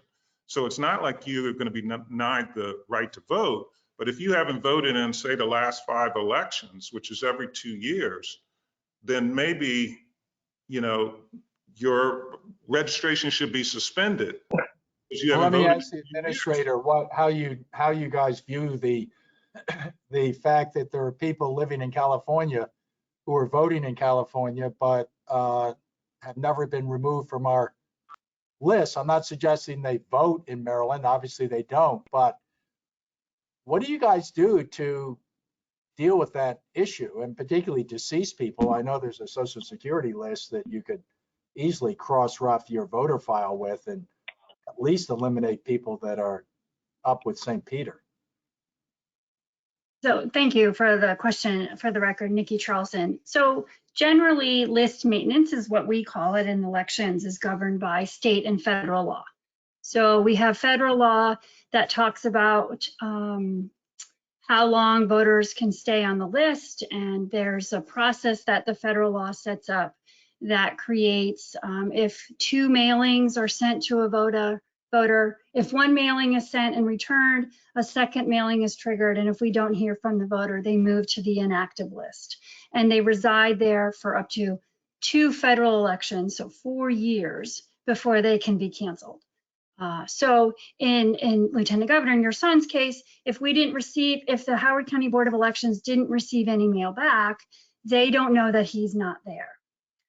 So that's federal law. So to try to under state law, we do receive regular files from the Department of Vital Statistics about voters that are deceased, and so we do remove them, and we receive that regularly.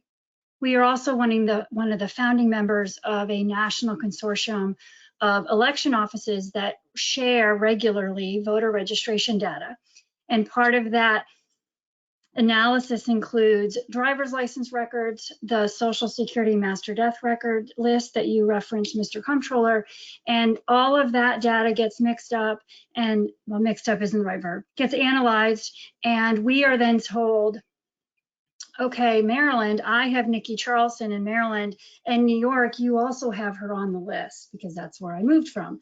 So find out where she really is. We think she's in Maryland. So that enables New York to send a mailing to find out where I am. So I don't know, Lieutenant Governor, whether California is part of this consortium. Linda might know that.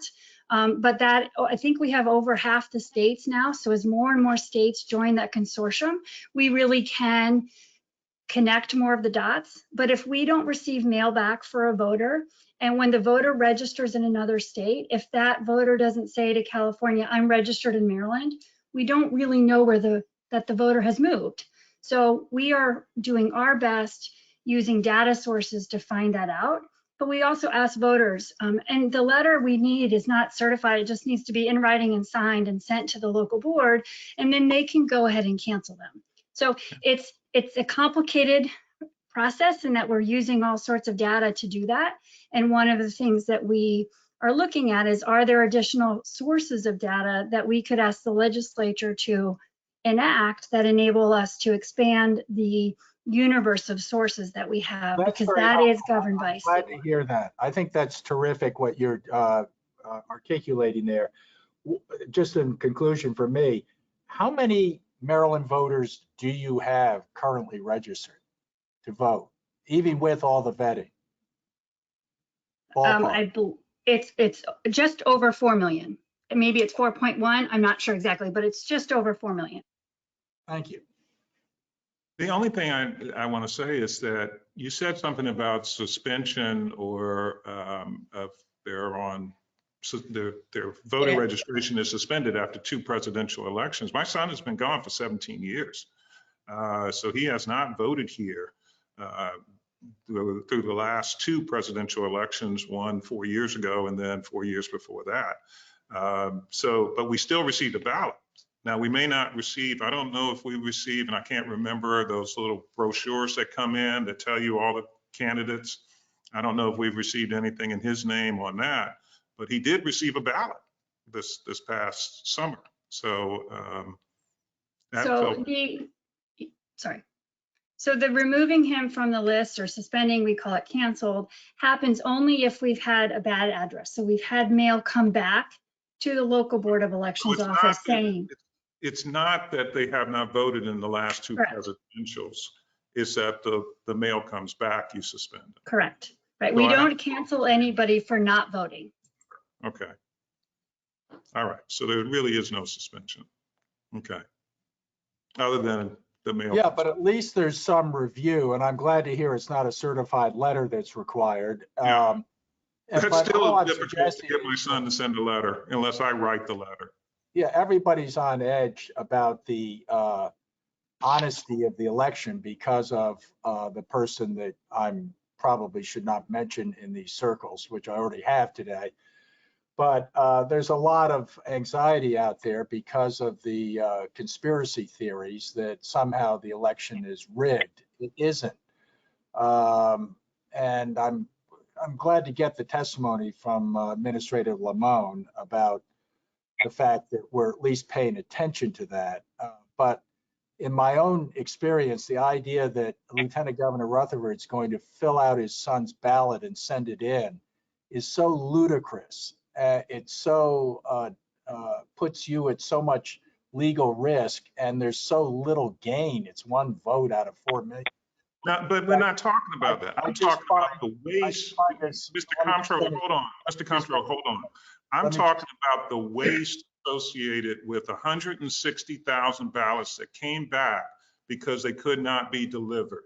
And I'm talking about the additional ballots like my son's. I'm talking about the waste aspect. Yeah, and I'm addressing what is going on out in the nation as a whole, which is this, not you, and I've constantly given credit to the Hogan administration on different issues. What I'm talking about is what's going on nationally, which is people saying there's vast voter fraud. There isn't. No. Obviously, there is not. So why can't we, as the treasurer said, cut to the chase here, get the ballots out, understand and communicate to our people that there is no fraud. And, we're trying to do an efficient and as clean an election as possible. But, it's a unfortunate situation. And I disagree. I think the Postal Service is going to be a Trojan horse here, and we're going to have tens of thousands of votes delivered after the election. And I just think it's going to be a mess. That's why I use the word train wreck. Anything that all of us can do, obviously, is important to avoid it. But I think the governor, I agree with the treasurer, the governor really should take another look at this two-step fandango that we're talking about. Thank you. I'm happy to move on. Okay. Do we have a motion for the secretary's agenda? I would move approval except for the item that we're remanding. Yeah, we remanded one. I think it was seven, was it? That's correct. A7. Okay. Second. All right, I think we're all in favor. Thank you. Department of Natural Resources. Could we possibly take a 5-minute break sometime? Would you like to do that now? That's fine. I would, but. Okay, we'll take a short break. Thank you. Be back at 5 after. Okay. Great.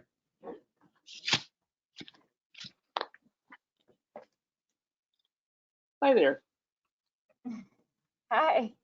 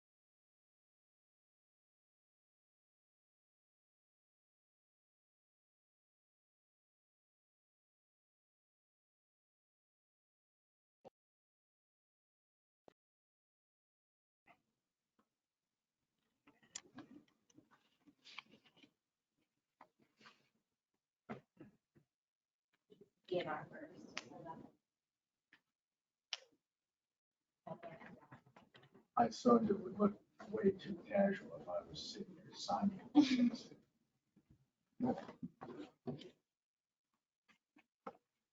Even I can't do that.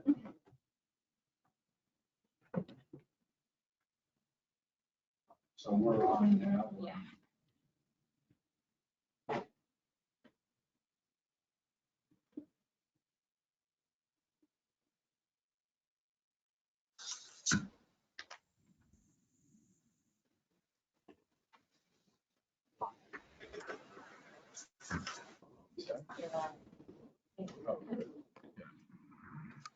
Excellent. Welcome back, Comptroller Francho, Governor Rutherford. We are still live with the meeting, and we can resume as soon as Treasurer Cobb returns. Excellent.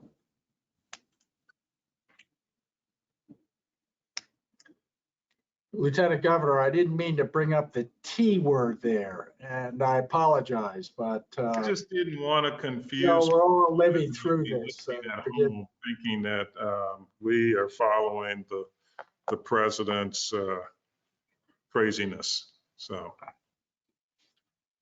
for lack of a better description. We can't hear you, and I guess you can't hear us. How does Treasurer Cobb get audio? Madam Treasurer, we can't hear you. We're working on it, Madam Treasurer. It looks like your audio is still muted. If you want to click the clicking the red microphone button is not working. There you go. You just unmuted. You had muted me, and you just unmuted me. Okay. My apologies. Can't stay muted for too long. Thank you. Hi, guys. Hello. Welcome.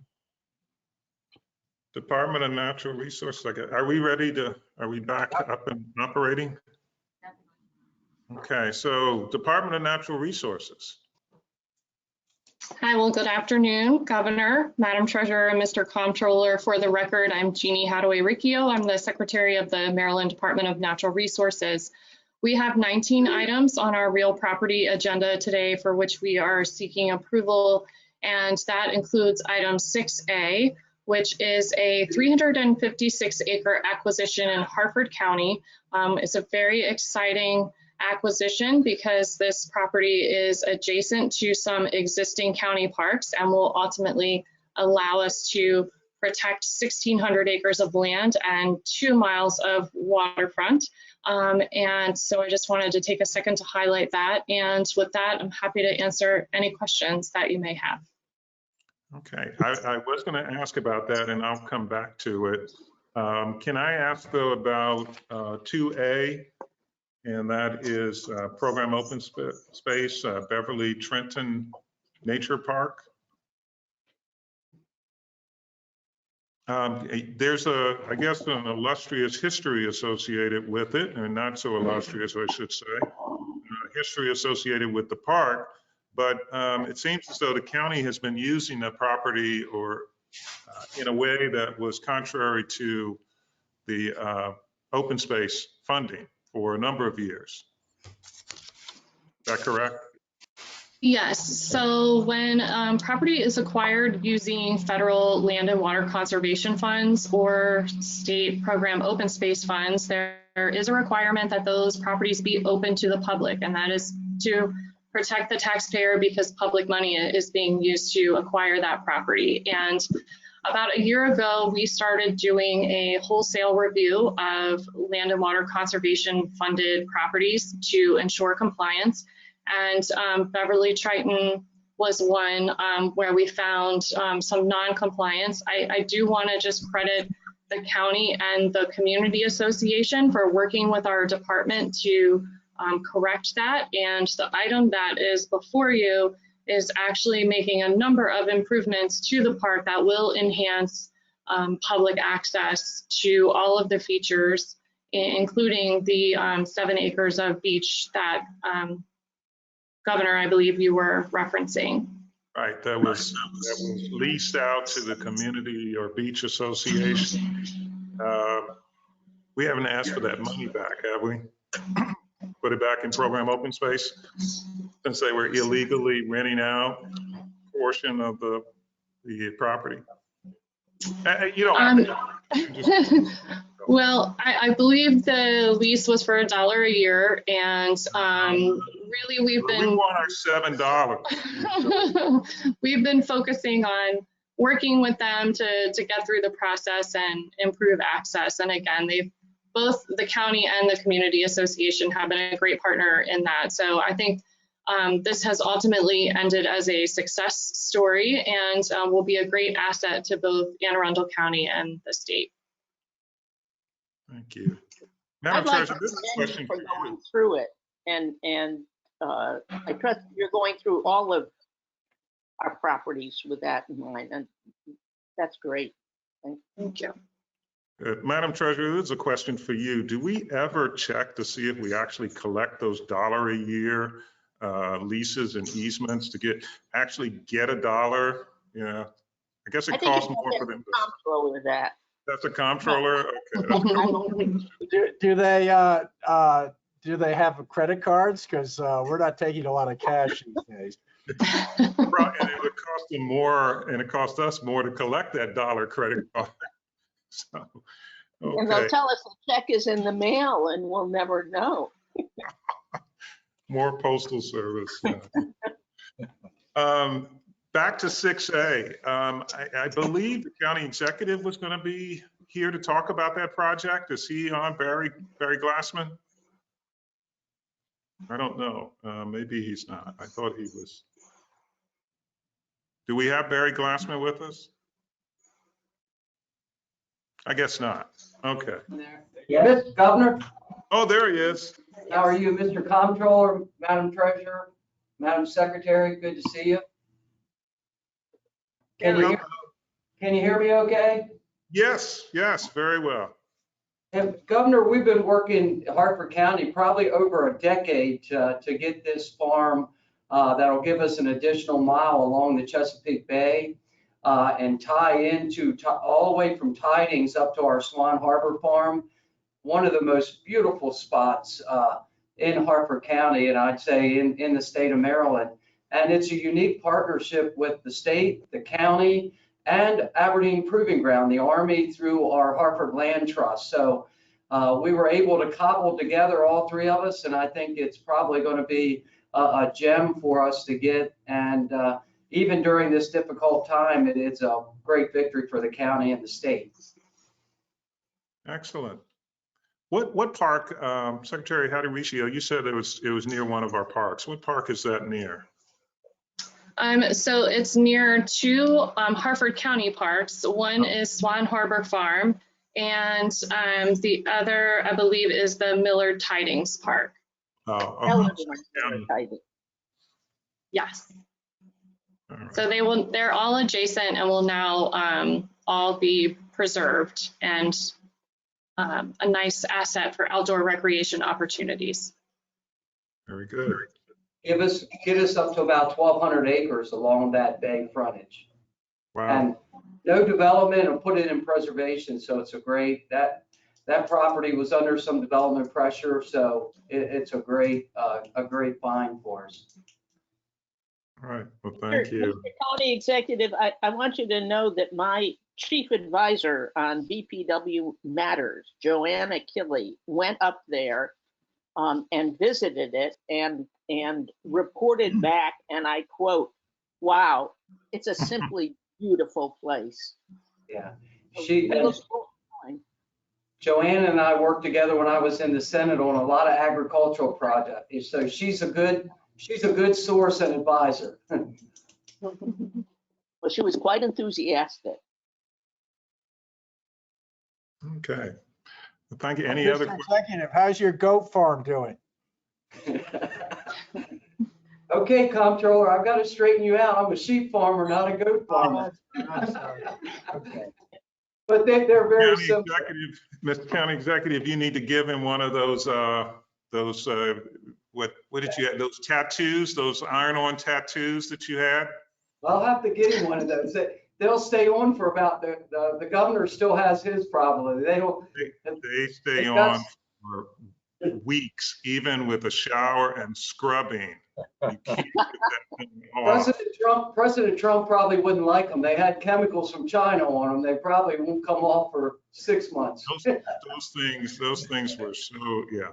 They look great, but, you know, back 5 years, 5.5 years, 6 years ago, he convinced me to put one on my arm, and he had them on you had them on your calves, I think, and taking showers and scraping at it. I think my wife was thinking I hadn't taken a shower because it just would never come off.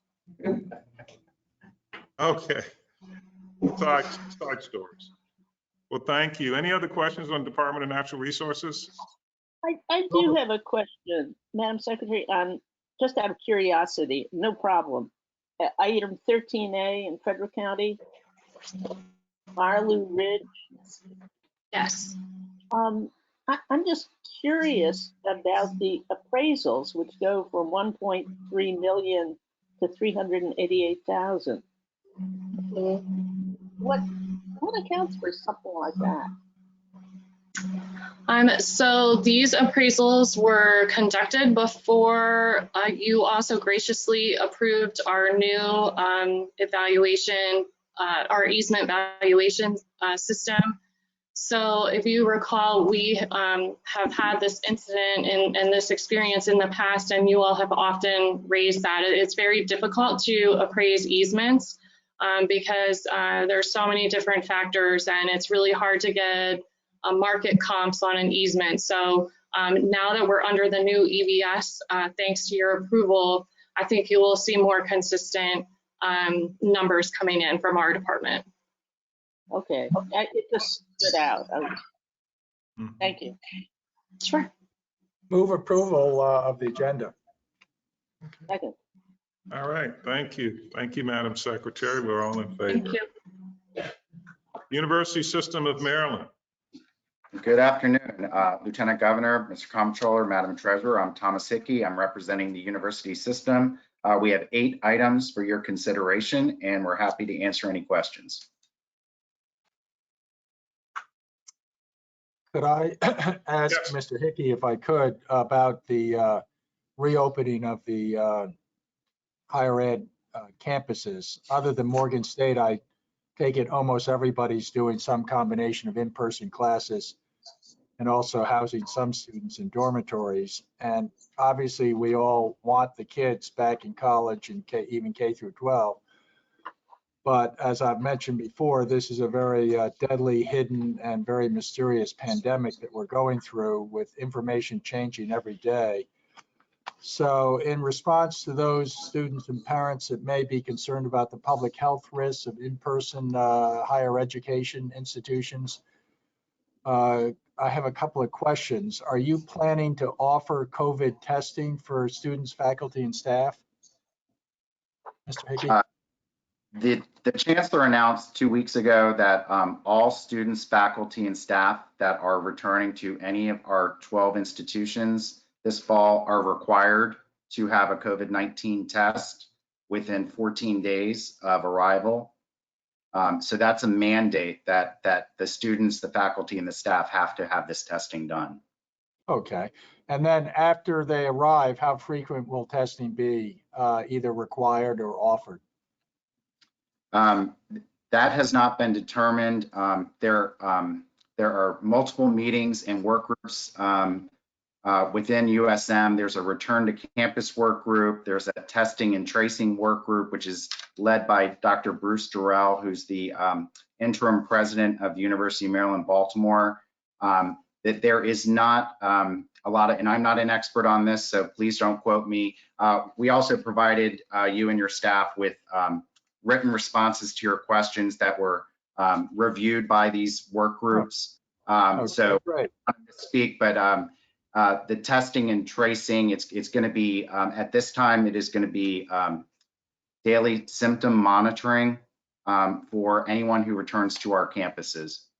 Okay, well, I happen to think that testing is crucial.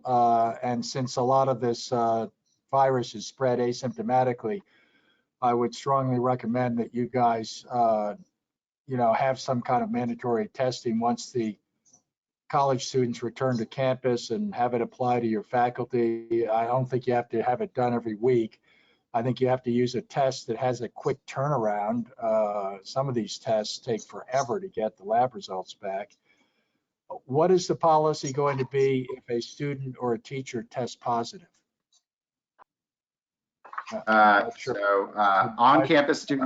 On-campus students will be isolated in dedicated dormitory space. Commuter students will be instructed to isolate off campus. Both groups will be advised to isolate in accordance with the current CDC guidelines. That's currently 10 days after symptom onset and 24 hours without fever and use of fever-reducing medication. So if you could communicate back to the regents, I think they are playing with fire here, because it is obvious the pandemic is being spread through the community. I know the positivity numbers, I hear them all the time, but this is subject to, let's look at the Johns Hopkins positivity numbers, number one, and let's assume that there's going to be more community spreading of this virus, particularly when these kids come back. So I would urge that there be much more frequent testing once the kids are back, and the faculty, and that the tests be conducted, if possible, at state labs, I think, rather than the private labs, since they tend to have long backups. But are you going to regularly disclose to members of the campus community, not their names, but at least the number of people that are testing positive? Yes. So on our campuses, the campuses will disclose when the disease is present on the campus and progress towards containing the disease. It also includes special communication to students who have known risk factors. The institutions are already working in partnership with their local public health officials on communication of test results and contact tracing.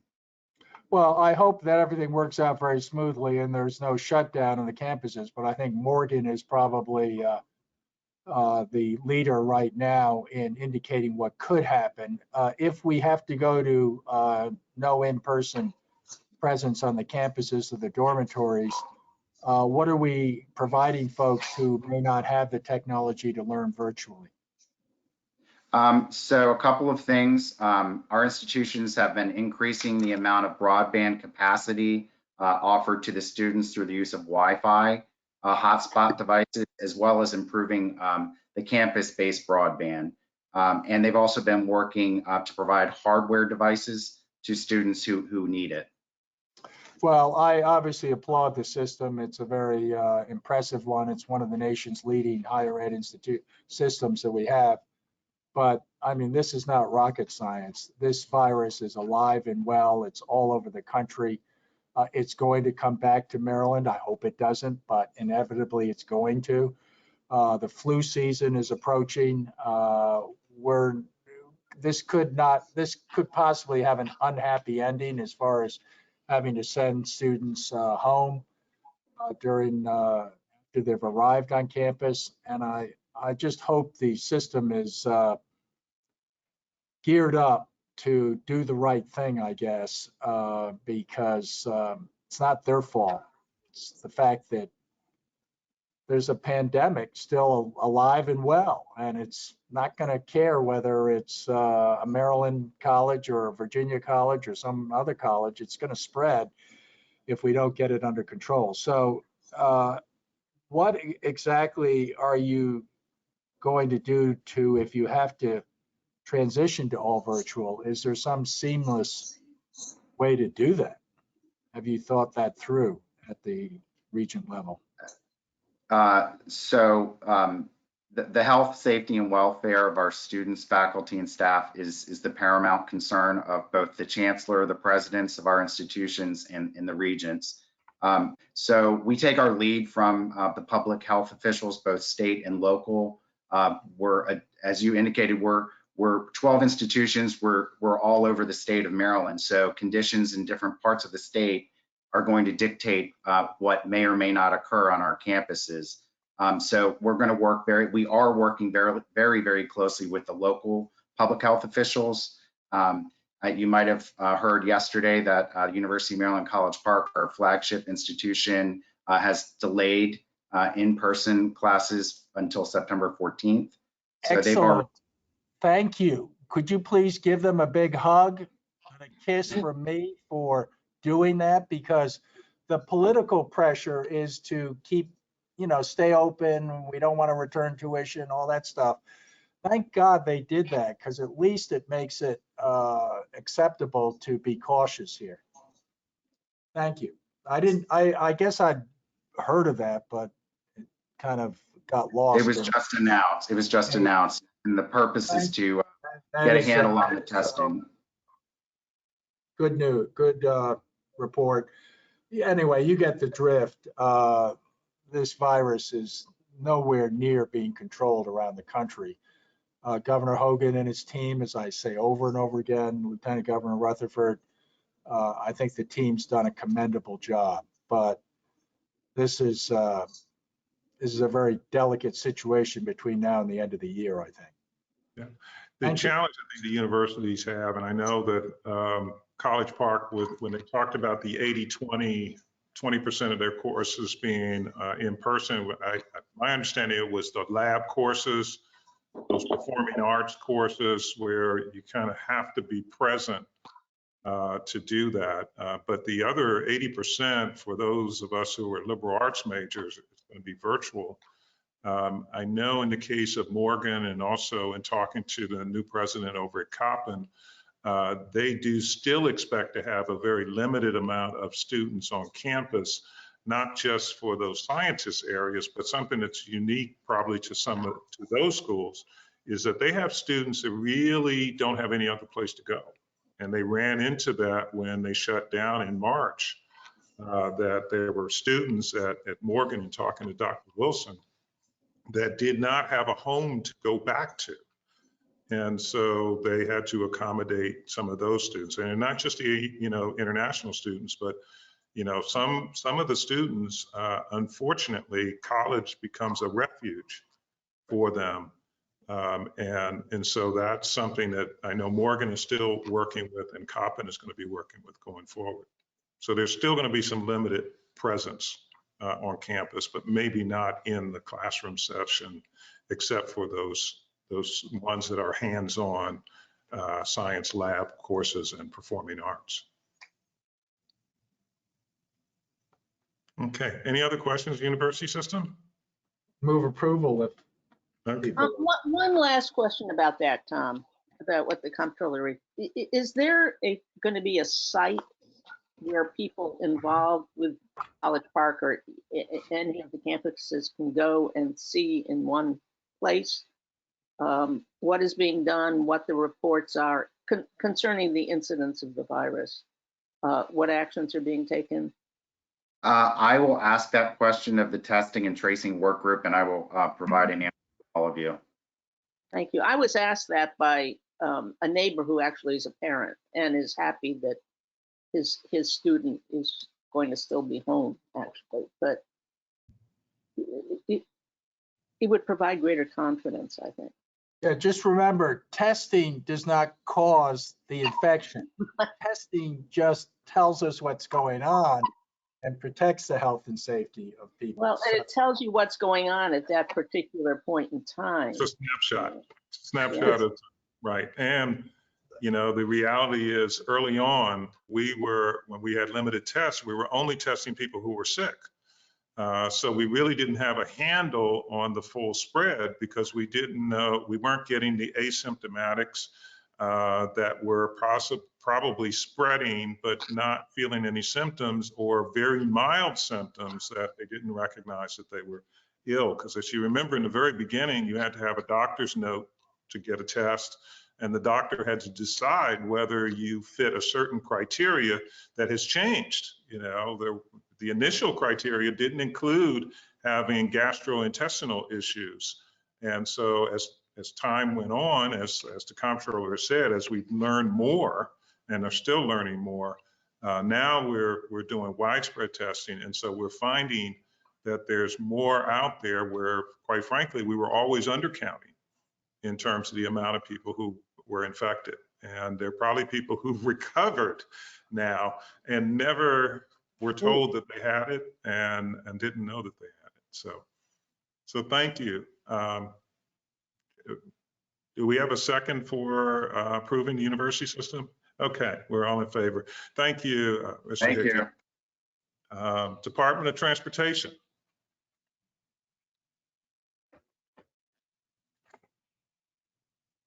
Secretary Good Slater. afternoon. Good afternoon, Governor, Madam Treasurer, Mr. Comptroller. For the record, my name is Greg Slater, Secretary, Maryland Department of Transportation.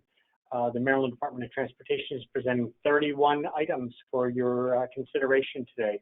And myself and representatives are here to answer any questions you may have. Okay.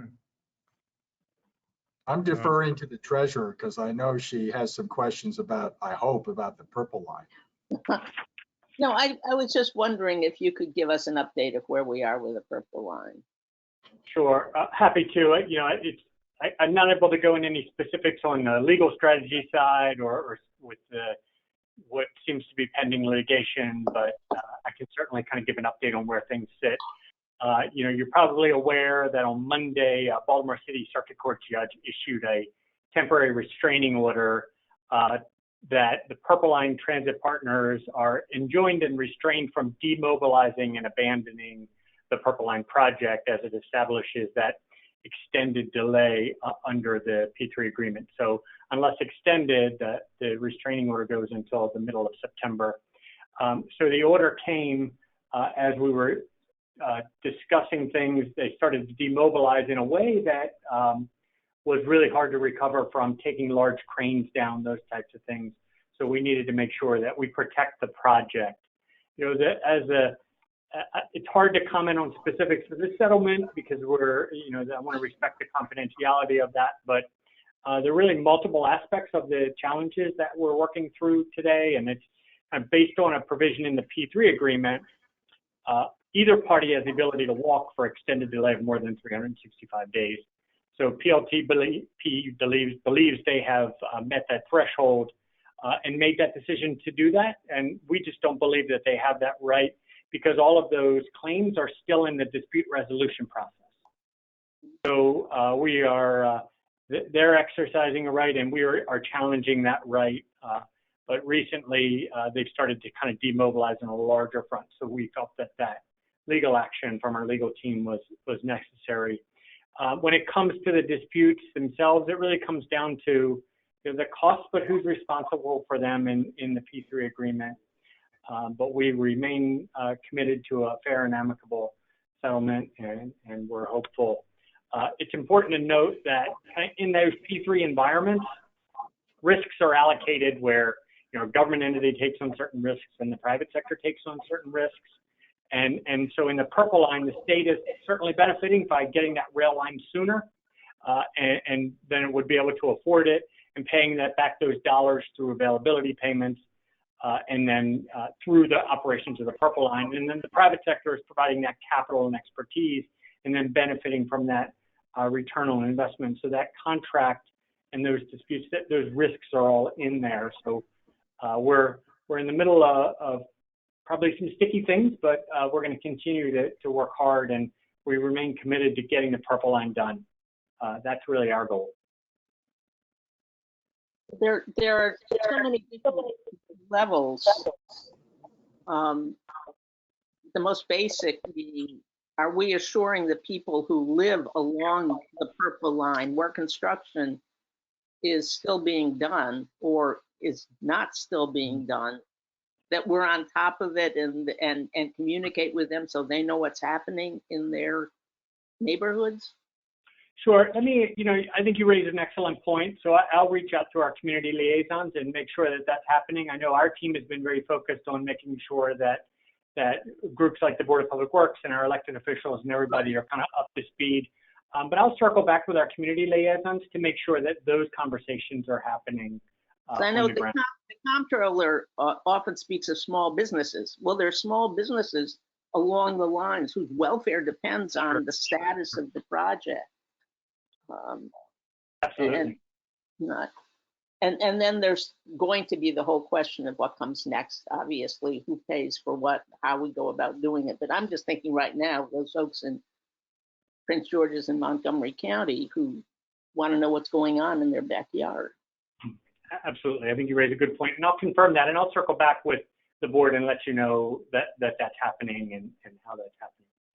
Well, I have great confidence in you, Mr. Slater, so I hope it all works out. I'm happy to look at if there are additional contributions that the state has to make. I think we should be flexible and try to get a compromise.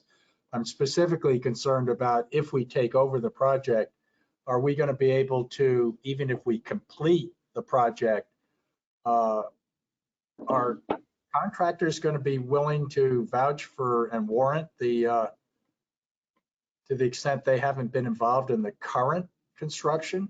Are they going to be able to warrant that this project is safe?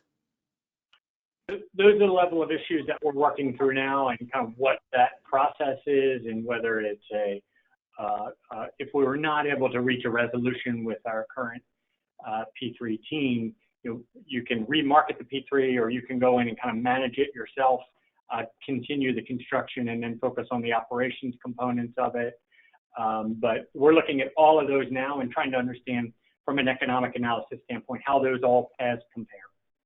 Well, I'm tight with it. I'm perfectly willing to. I'm sorry, was that someone else? I'm not sure if someone else was coming in on it, but Mr. Secretary, I just think in the long term, we're probably better off, paying half a loaf if we have to, but let's, for the companies involved and for us involved, I would hate to see us jettison out of this and take the whole project on ourselves, just because I can't imagine you being able to pay for and contract easily with what's left. However, so I'm just saying, look, if it costs a couple of $100 million for the state to keep this project moving along on schedule, have at it. Don't worry about me particularly, I guess, but I think it may be in the best interest of the state to, what do they say, split the baby or something? I don't know what the right phrase is, but this is a tricky project. I assume the private sector is aware that they run a great risk too. If they blow this up, it's going to stigmatize P3s all over the country. Sure, certainly, sir. And so, we will continue to focus on, the contract and what's best for Maryland taxpayers, but also making sure we get that project completed. Thank you. I have a lot of confidence in you, Greg, but I assume you'll keep us informed to the extent you can and with whatever confidentiality is required. Yes, Madam Treasurer, absolutely. Thank you, Mr. Secretary. we move approval. I don't have questions on the agenda. I don't want to preempt Could I it. just ask you to describe just briefly item 6? I've received some inquiries from members of the legislature about the electric toll collection management services and what this is doing. Absolutely. We're moving towards all electronic toll collection. There's a transition process from the existing vendor to the new vendor.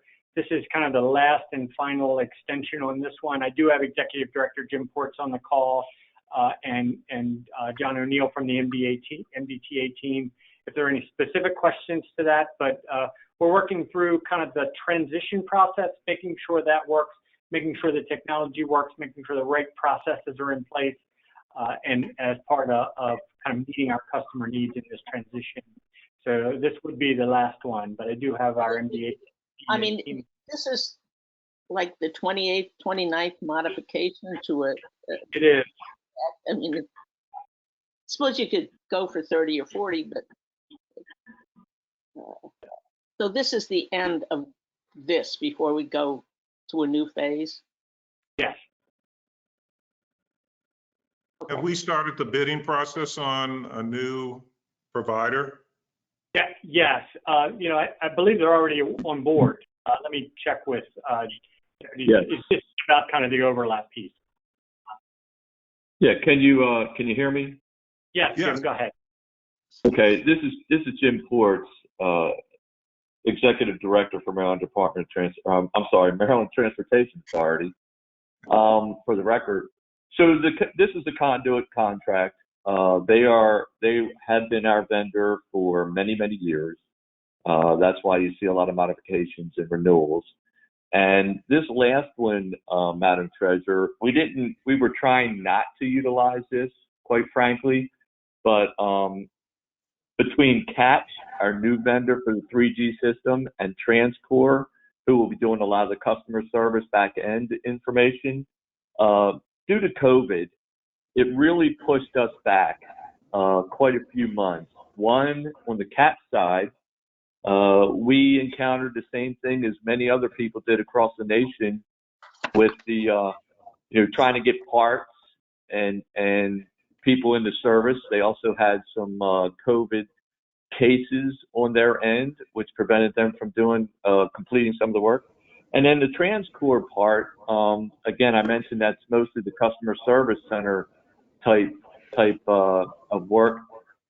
They have to train their employees, and they could not bring them in for quite a while. One, they couldn't hire people, and two, they couldn't bring them in a setting where all the computers are to train them due to the COVID.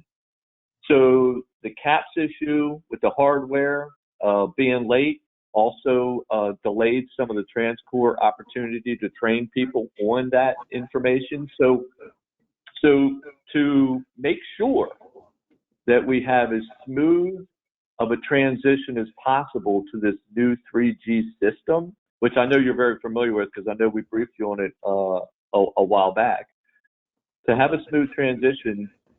And let me back up a second.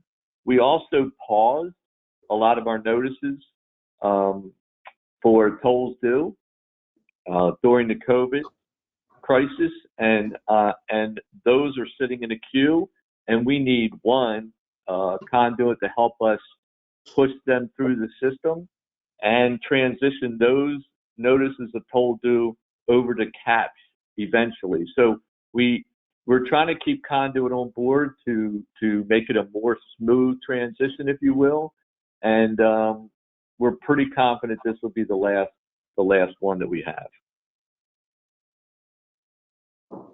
Thank you. And Mr. Comptroller, I just want to mention that I heard you loud and clear on the tax-free week that you talked about. And I know that MDTA usually hands out your papers on that from our toll collectors. But of course, during COVID, we don't have toll collectors right now. So what I did is I asked our social media guru this morning after your talk to see what we could do as far as pushing that message out to all of our customers and all of our followers on social media. And I'm happy to say that he's already completed that like 6 or 7 minutes after I asked him. So we are getting the word out in a little different way.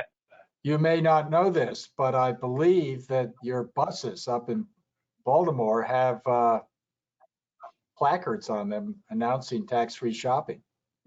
Thank you. Mm-hmm. Oh, yeah. They do. Our MTA buses are on site in Baltimore as well, helping with the explosion, and all of them have that tax-free shopping logo on the side. I may drive up to Baltimore just to follow them around for a while. Thank On you. your part too. So. Thank you, Mr. Ports. I have just a curiosity question on 11E, Maryland Transit Administration. It's a bus frame straightening machine. It's interesting because typically with an automobile or truck, light duty truck, if the frame is bent, you total the vehicle. And once in a while, at least in the old days, I don't see too many of those vehicles anymore, but in the old days, you would see a vehicle driving down the road that was kind of what they called dog tracking, where the rear wheels were a little off center from the front wheels, and you knew that that went to a rebuilder who rebuilt this totaled vehicle and then sold it to somebody. And in most cases, the person knew that it was a rebuilt vehicle, but you'd see that dog tracking as it goes down the road. I didn't know you could straighten a frame. And in this case, I guess Buster's being so long, that's something that is done. Absolutely, sir. Thank you. Great question. So really, it's becoming more and more standard. So, the machine, now it's all done cold as opposed to kind of heating up the frame. So it maintains some of that structural strength. So this machine is a standalone bay at the end of our shop where our personnel are like handpicked and trained on how to do this. So we have a certain amount of specialties. There's a big part of training associated with this purchase. So the machine is basically a hydraulic push-pull with clamps directly to the frame as a safety feature. So no chains or like linkages are used as part of the process. And so it's a computer automated laser measurement, super accuracy, high-tech machine. And they use this cold bend process that allows the steel to maintain more of its strength during the straightening process than the application of heat would in that shop environment. So, a predominant portion of the frame work doesn't include that, on a bus doesn't include that main structural piece. So there's parts of the frame outside of that main structural piece. And this machine allows that kind of precise automated fix in much less time so we can get the bus back to service versus having to take those buses out of service and impact our operations. But it's mainly for those incidents that we have where we do have some main structural members damaged, but all things to contribute to the safety and getting that service back out and keeping the buses safe, but also kind of serving our customers the best way. But the technology's come a long way. Yeah, that's just curious about that. So thank you. So that includes testing at the end of the correction or whatever. Yes, ma'am. We do testing on the structural side after the corrections have been made to make sure everything is safe and everything is good. Interesting question. Yeah, I just had not heard of straightening frames before, and I always knew that the vehicle was totaled usually if the frame was bent. I want to give credit to State Highway, and I know they did this as a full and open competition in 24 and in 18M, that the awards in the full and open competition went to certified MBEs. I think it's not only a credit to State Highway, more so that the MBE firms are now bidding in the full and open competition for prime contracts, and that's what we've been encouraging them to do, as well as utilizing the Small Business Reserve Program. So I just want to give a shout out to those companies and State Highway for the work that they're doing in that area. Absolutely, sir. Thank you. I don't have any other questions for transportation. Move approval, please. Second. Okay. Thank you, Mr. Secretary. Thank you. Department of General Services.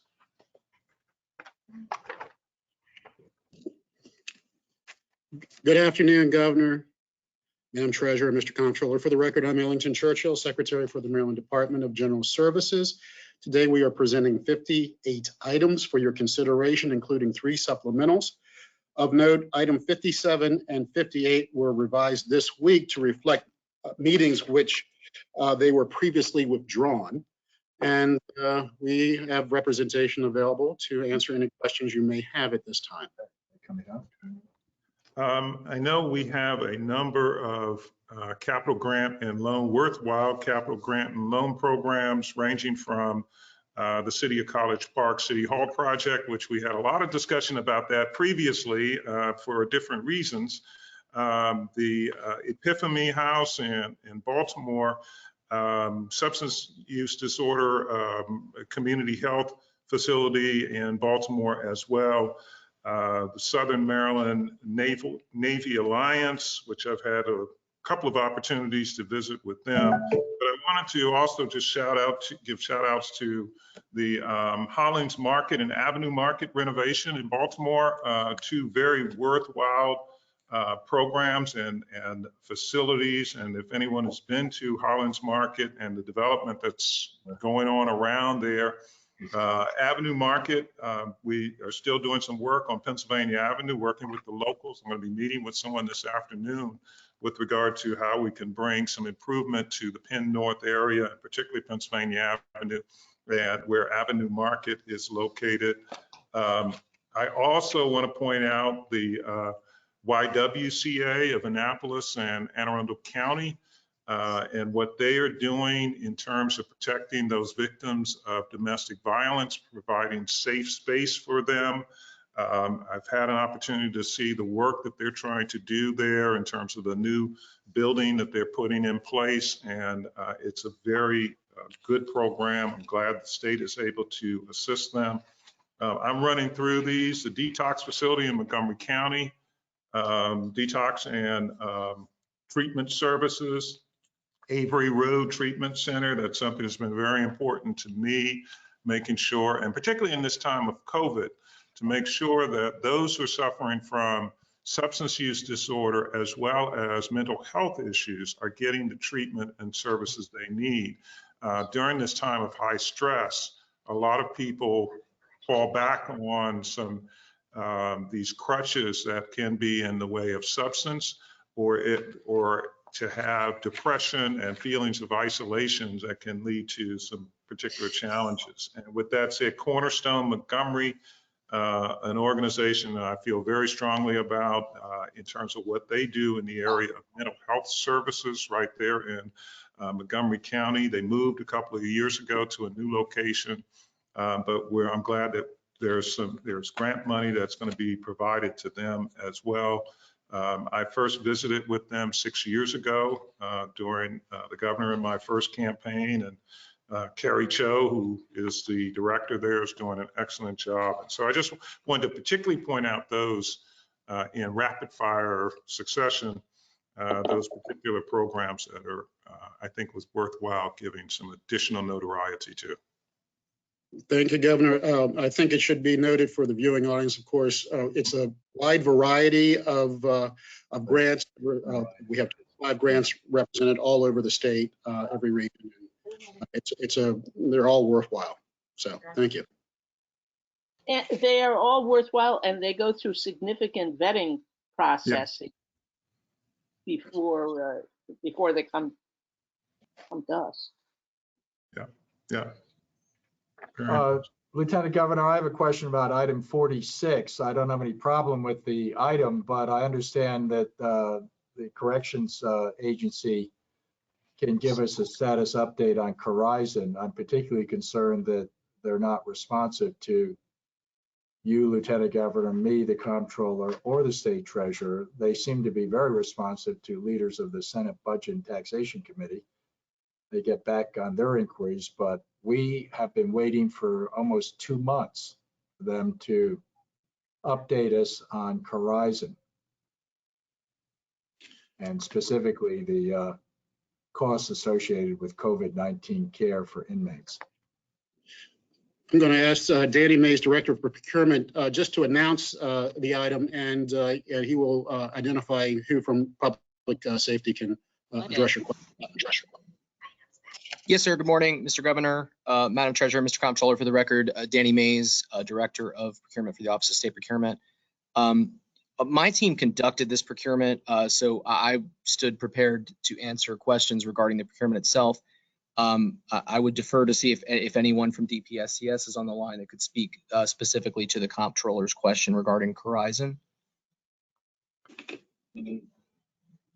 Specifically, are there any modifications to the contract, or are we just getting radio silence? At my level, Mr. Comptroller, I have not heard any more about the contract since the last time it was spoken about before the board. Well, I remind everyone that it was the June 17th meeting. We instructed the department should enter into a new contract agreement whereby the state would reimburse Corizon on a monthly basis for costs associated with providing healthcare services to inmates with COVID-19. And you know, what exactly is going on, if anything? Are there any modified contracts that you're going to submit to the board? Mr. Comptroller, if you would, let us circle back on those items, and we can follow up with your office and all the members of the board as to the latest in terms of any conversations. As Danny has mentioned, I don't know if we have a representative from public safety to address this question. Well, I don't mean to be sensitive, but they got back to the Senate Budget and Taxation Committee apparently within 9 days when they sent a letter from the leaders of the Senate. And this is almost 2 months that we've been waiting for the same thing. And I guess people could say, boy, you're kind of thin-skinned, aren't you? No, I'd like June 17th, you guys, it was stated directly that they heard exactly what the board was saying, and we can't get an answer. Let me just say that I believe that what has been taking place, and this is where we have to talk to Public Safety and Corrections, that they've been talking to Corizon about the modification, because what was instructed is that they would continue under the current payment plan, but they would submit invoices for that additional money that they claim they needed to cover the additional costs of the pandemic. And so the last time I had heard, which was several weeks ago, maybe a month ago, there were conversations about how that was taking place. And so we need to find out where they are in terms of Public Safety and Corrections with regard to these separate invoices and a modification. The separate invoices that then would be reviewed. Remember, we talked about audited and not audit as in audits, but verifiable expenses that they would have that were, separated from, auditable, but not necessarily audited invoices that they would send. This is what we've gotten, zero. So right. But I think the mean information was not necessarily going to be provided directly to the board. It was something that was negotiated with Public Safety and Corrections, and then Public Safety and Corrections would come back to the board. It wasn't that we were asking what is your impression? Corizon to give it to us. It was Public Safety that in their negotiations, they come back to the board on a modified agreement and invoices that can be verified. We do have Stuart Nathan from the Office of the Attorney General, Department of Public Safety and Correctional Services available. Oh, good. Yes, this is Stuart Nathan, Assistant Attorney General and Principal Counsel. Secretary Green said he was trying to reach the board. He said he'd been closed out and was, I guess, blocked from re-entering the conversation. That should not be the case. We'll look into that immediately. You mean on this, you're talking about this meeting, not that the board, shut Correct. down. Yes, this meeting. Please, counsel, use your wording more precisely. Right. Now, Mr. Gontram had reached out to the department to get an update on where we were. The department did in fact follow through on the board's instructions from the June 17th meeting, terminated the contract as it was instructed, and began negotiations with Corizon to arrive at a new contract modification. Those negotiations are continuing between myself and the lawyer for Corizon, and as soon as we have an acceptable modification that's agreeable to both parties, it'll be presented back to the board. See, we have Secretary Green on the video conference now. Not hearing you. Are you unmuted? Whoop.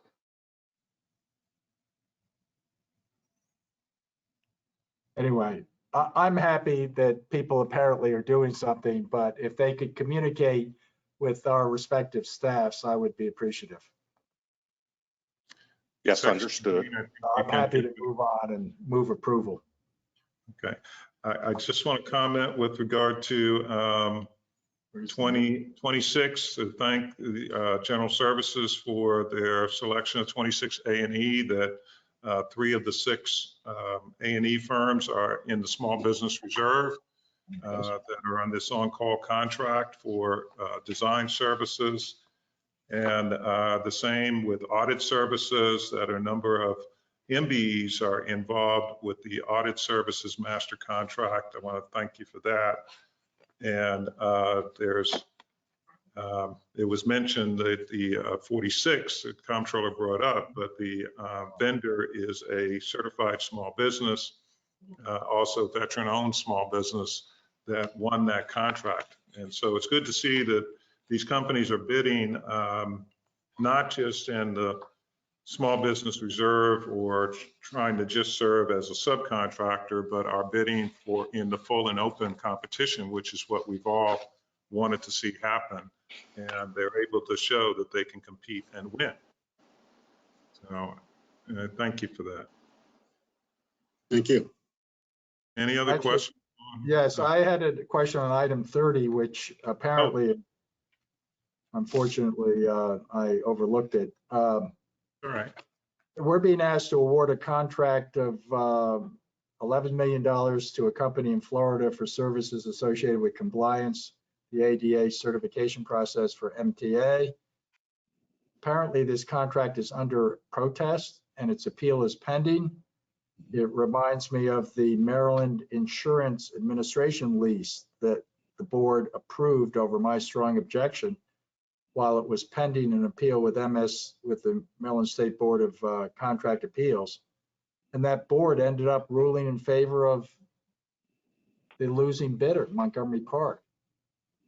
So I guess I want to ask Administrator Quinn, what are the consequences if we just allowed the appeal process to work itself out in this case, unlike what we did with MIA and Montgomery Park, only to be, have the Board of Contract Appeals side with the losing bidder? Aren't we going to possibly risk that again? Why can't we let these appeals just work themselves out? Thank you, sir. Let me give a little bit of background, and then Administrator Quinn can talk a little bit about the specifics of the contract and the procurement.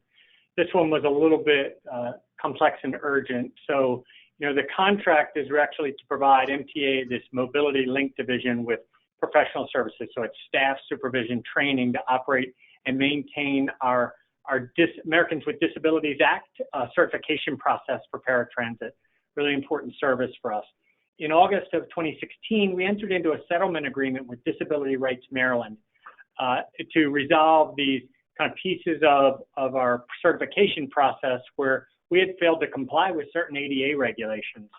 The settlement was originally scheduled to expire in March of 2020, but with a limited extension was put in place to resolve some of the issues between MTA and Disability Rights Maryland regarding kind of efforts on the certification appointments within a 10-day component of the request. So we've had some challenges meeting that 10-day period because the existing contract didn't have any specific timing requirement for certification appointments, and we didn't have any leverage in that. So under a new contract, MTA added components to enforce that 10-day requirement and other performance metrics. So the new contract has reporting requirements and allows us to track that compliance with the settlement terms. So the extended settlement period for the maximum of 1 year for the transition of the new contract gives us this kind of prompt transition to assist us in moving forward. We only put this in front of the board because without it, we risk not being able to provide those services to our disabled customers. So we felt like it was time of the essence and compliance with the new settlement. But Administrator Quinn, are you on the phone? Yes, I'm here. Can you hear me? Great. Thanks, Kevin. Actually, you got me back into not objecting to this, unless any of my colleagues are concerned. I'm just worried about the integrity of the process that we've set up, where there's the Board of Contract Appeals. We used to pretty much uniformly recognize that an appeal would be allowed to move forward. We've gotten away from that, but I'll accept what Secretary Slater says and move on. I know the treasurer has another item, the NICUSA contract that I guess we'll look at. But thank you, Mr. Slater, for that explanation. And Thank you, sir. We don't forget lightly. Thank you. Thank you, Mr. Comptroller. And I will say that I wasn't sitting on the board or chairing the board when that insurance item was brought up. Yes. For the record. No, you weren't. Talk off the record about that.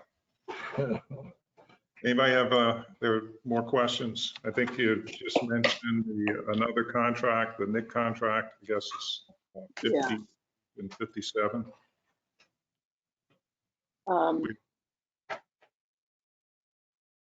This is not a new item, 57 and 58, is it the two of them? Just really briefly on 57. This is the NIC contract that we visited 13 months ago. And 13 months ago, I thought that there was an agreement.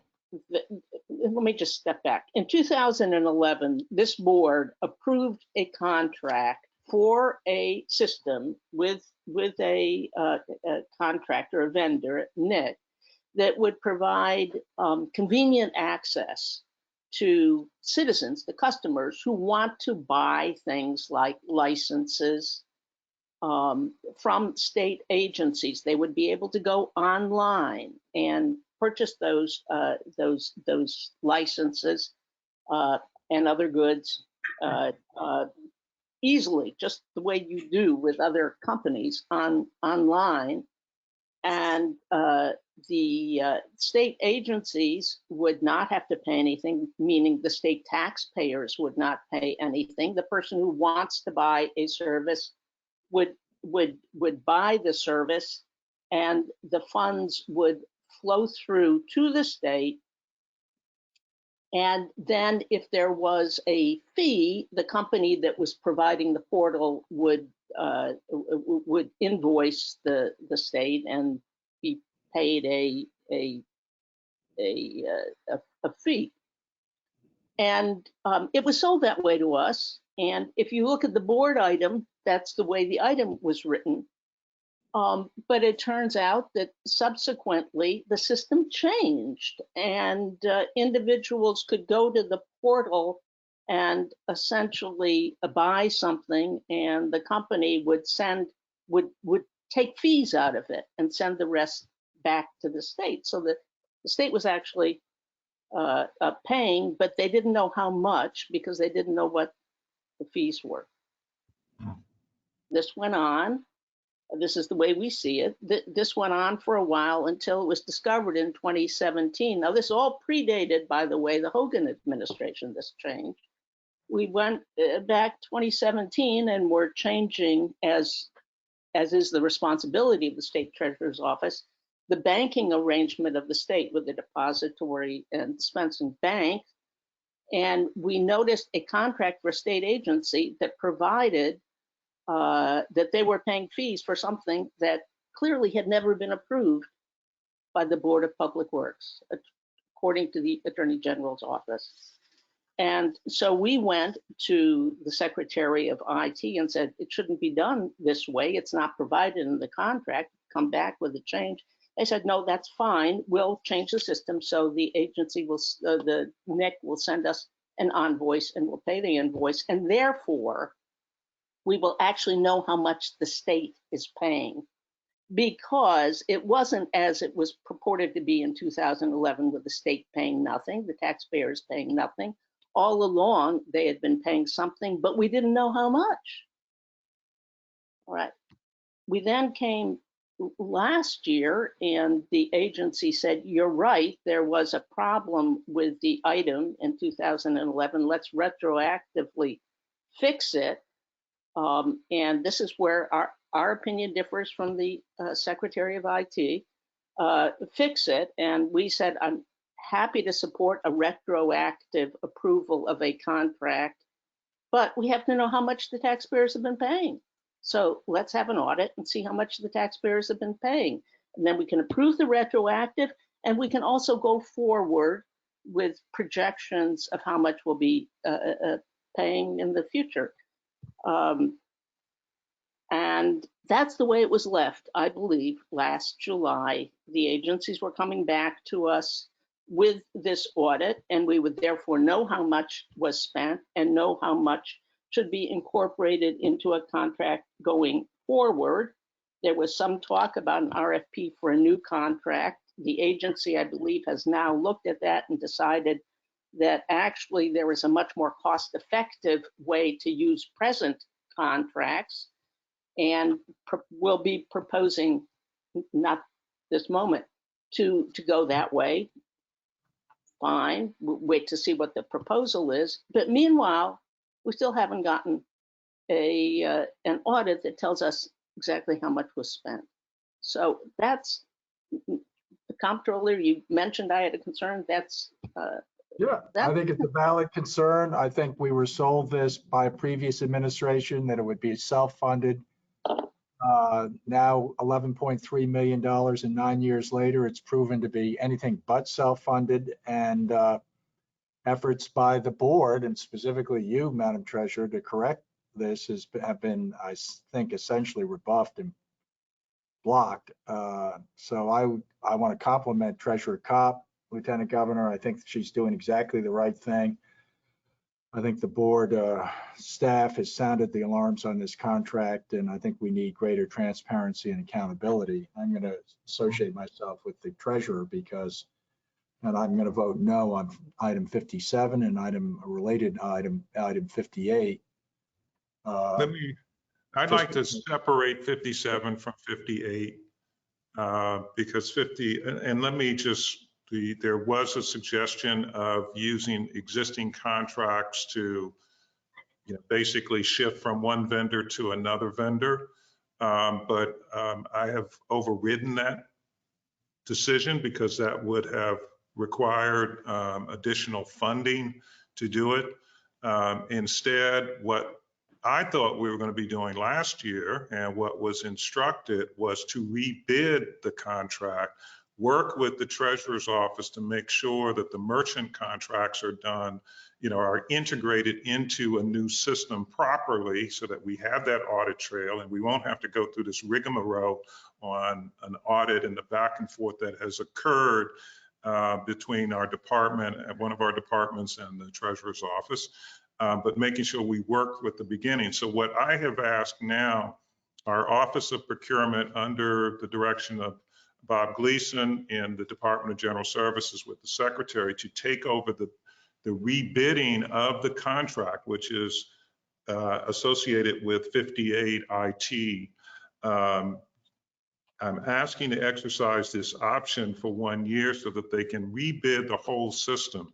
Now, 57 still has the audit issue that needs to be addressed to the satisfaction of the treasurer's office, and we can continue to work on that.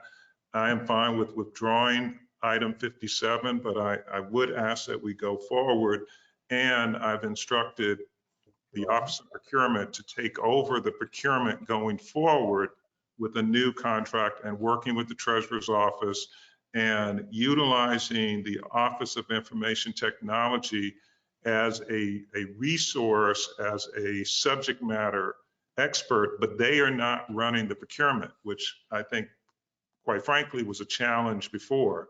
And we're going to address it that's why we have an Office of Procurement. That's why the procurement shop was shifted out of, that was in DeWitt and shifted over to the Office of Procurement and DGS so that we can get these things done and they don't get caught up in technical mumbo jumbo, for lack of a better term. So I would like to separate those and am willing to withdraw 57. I have no problem with withdrawing 57. We would like to see an audit, as we asked 13 months ago. my concern with, well, it's up to the administration, obviously. I must say, when the Secretary of DO-IT spoke with our office, with everyone in January, and explained why using their one-stop contract and our merchant banking contracts made sense. It was because it was saving significant millions of dollars. I assume that as you look at a new RFP and a new rebidding, that you will look at a variety of options. Everyone wants public access. Everyone wants to use the merchant contract. Everyone wants to understand where the money is coming from and where it's going, which is really all an audit calls for. I just think we should do it in the most cost-effective way that we can. Well, I hope that what was presented to you in January is what has been presented to me relatively recently, that it was all the same. But my understanding was that utilizing the existing contractors to move would have changed it from a fee for service model to all of the taxpayers paying for people getting. Which is not, and that is what I was most recently told. And that's why I'm saying we need to rebid this as a revenue contract and not put the burden to a certain extent on the other taxpayers. That if you want a license, you pay for it. If you want, a license for hunting, fishing, or whatever the case may be, you pay for it, and not that, and you pay for the cost of the service to deliver it, I should say. And not that the other taxpayers are paying for the cost to deliver that service to you. It's like our fuel taxes and gas tax. You pay for your use. Yes. I think that's the way it was sold to us and the way it made sense in 2011. Right. I wonder if it would be useful, Governor, to defer this to the next meeting to make sure exactly what the proposals are. We obviously want people to be able to continue to buy service. I don't want to interrupt that.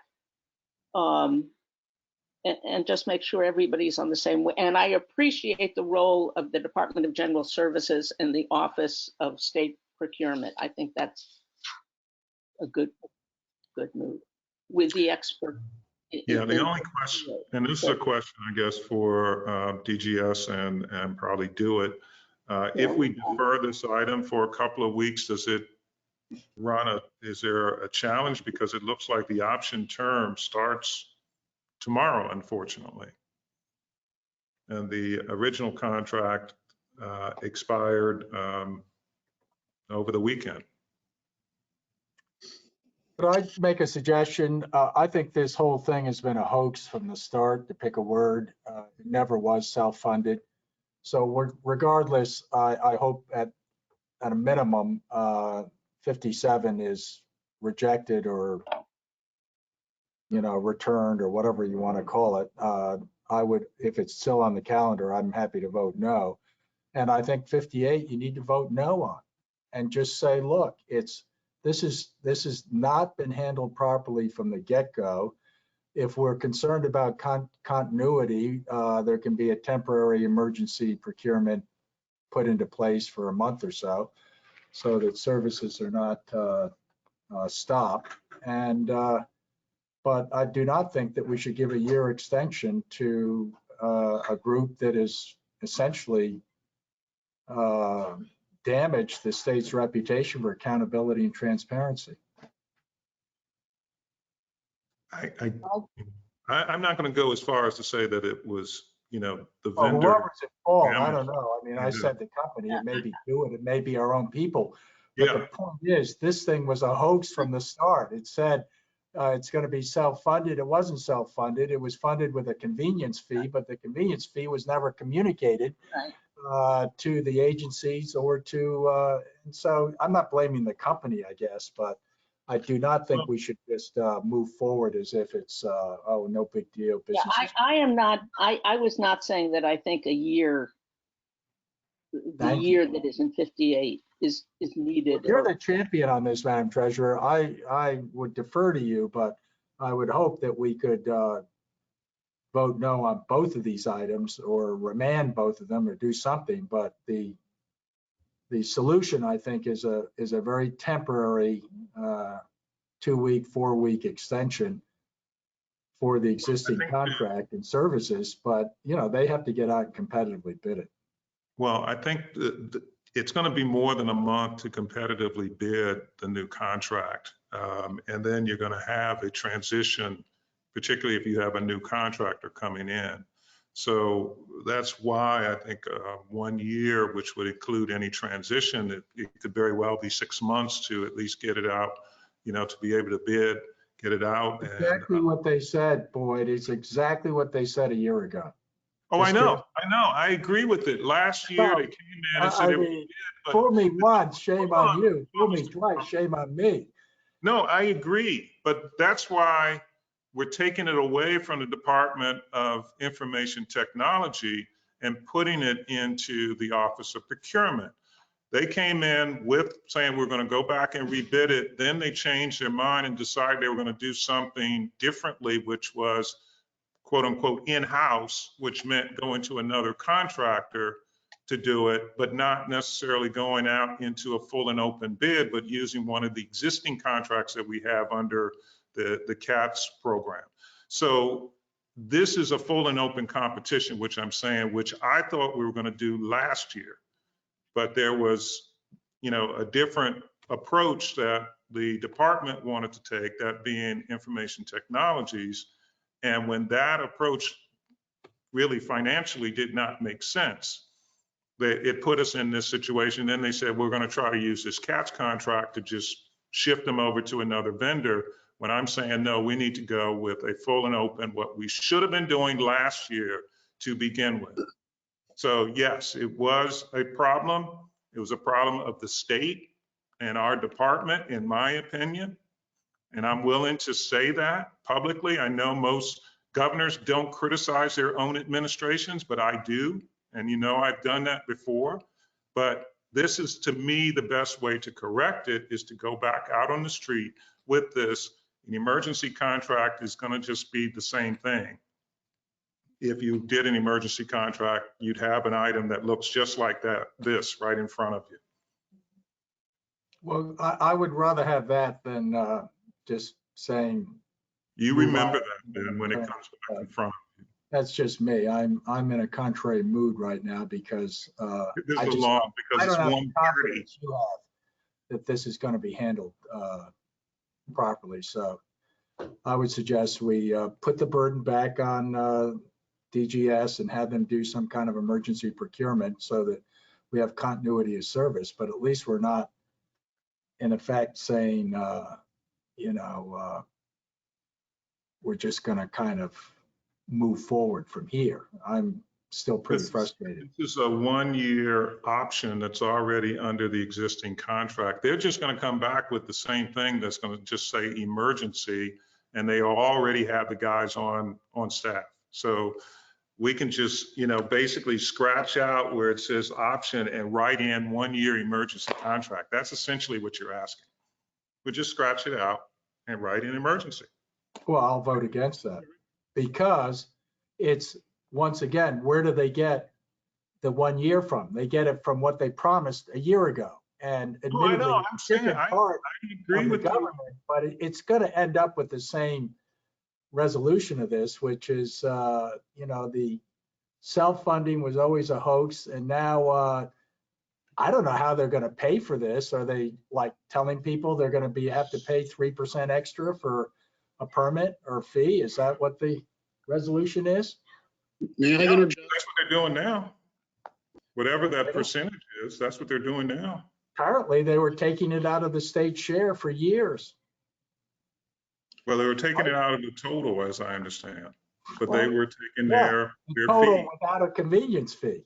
Yeah, so No that's, convenience fee, but we're still taking the convenience fee out. So we're gonna like kind of let I that really, spin I out for really another think year. that a deferral to the next meeting would help clarify things. okay. Mr. Secretary, does it? So what I understand on item 57 is that item will be withdrawn. I will say that I believe there are timeline issues for both items. And the Department of General Services, as Madam Treasurer, as you noted, this has got a very long history. And the department is recently involved in this as of October of last year. So our department will need to do some research and analysis. What I would recommend is that if we can draft a way forward, let us do a little bit of research and present back to the board what we understand and how we may be able to move forward efficiently. As for the items that were mentioned before in terms of the audit, I mean, that is certainly something that can be answered by the Department of Information Technology, and I would leave that to them. But that's my understanding on 57. On 58, we would ask for the year, but I think we should just come back to the board on a regular basis with our progress as to how we are moving forward with the new solicitation. Do you think you're going to be able to do a whole new RFP and solicitation in a year? It will be a challenge, Madam Treasurer. I think when this was brought up last year, the department was asked to comment, we noted rule of thumb that it could take up to 24 months. This is a big endeavor, but it is a priority, and so I would say that the department will do its best, and if the solicitation is experiencing some delays, we will let you know ahead of time and not wait till the very end of a year. I'm happy to support you in a deferral, but ultimately I'm going to vote no because I just think it's a, you know, my only point in deferral, Governor and Comptroller, is because I don't quite understand what is being proposed for the next step. And I do think that we should continue to offer service to the extent we can to the public. It's a good service, but we don't know how much it's going to cost. We don't know how much it did cost. It's clearly not what was approved before. I can't support going forward for another year paying we don't know what based on we don't know what, which is why I voted against it 13 months ago. If I gather, however, the administration, or at least the Lieutenant Governor and Secretary, have a new proposal, a new way of doing things that they want to bring forward, but it's a little unclear still.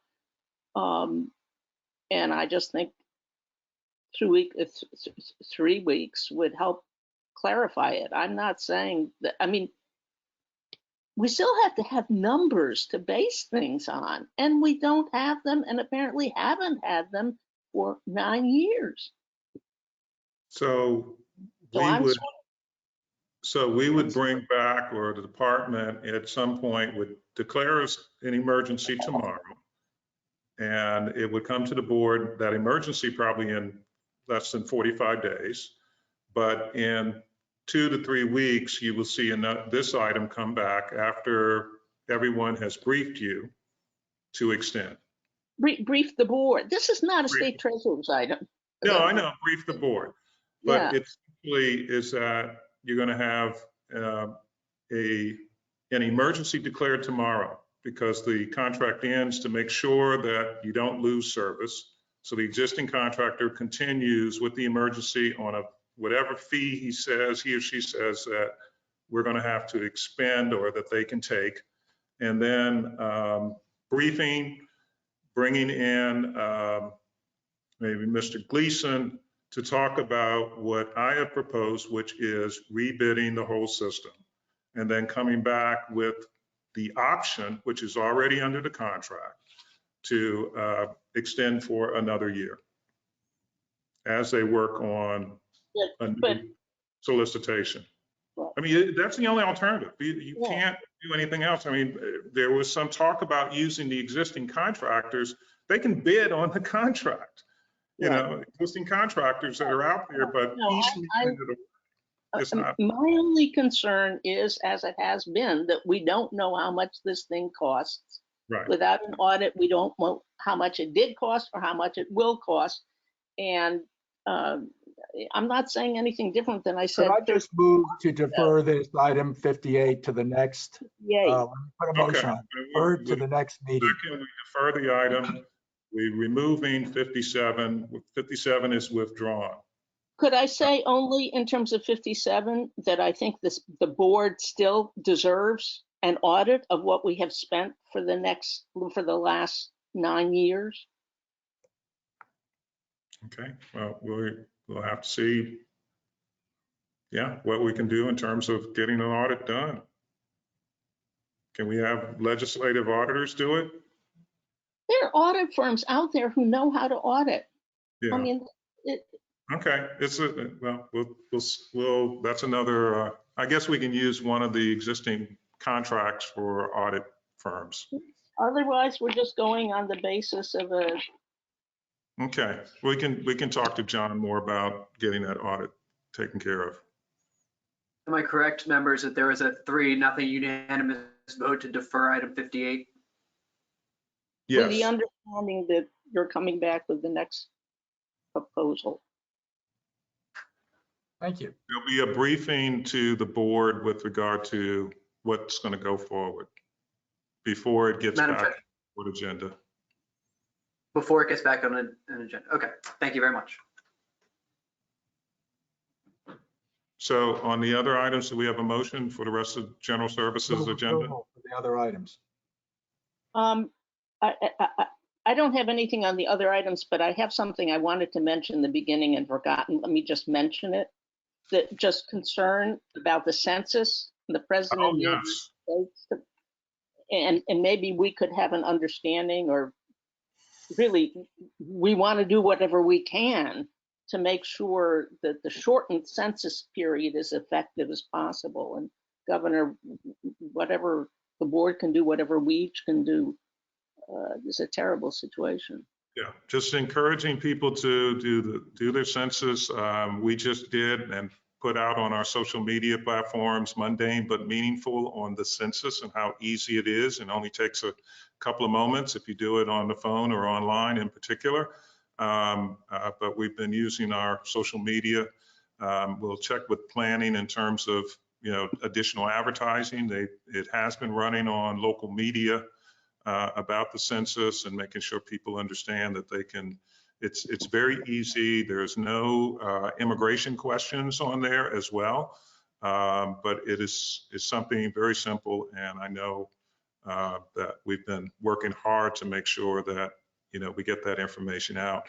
So far, Maryland is above the national average in terms of the response.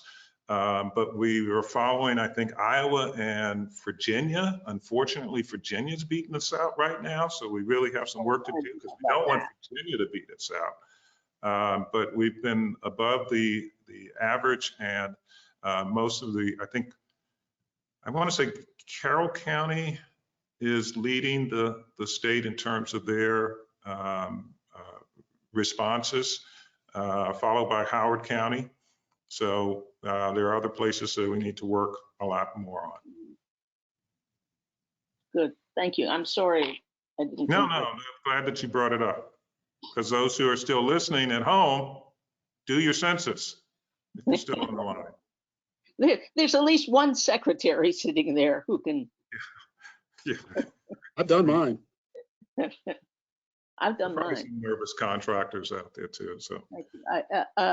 So I would second the motion for, Okay, we're all in favor on general services. So If I may, thank members of the all. board, before you conclude, I apologize for interrupting.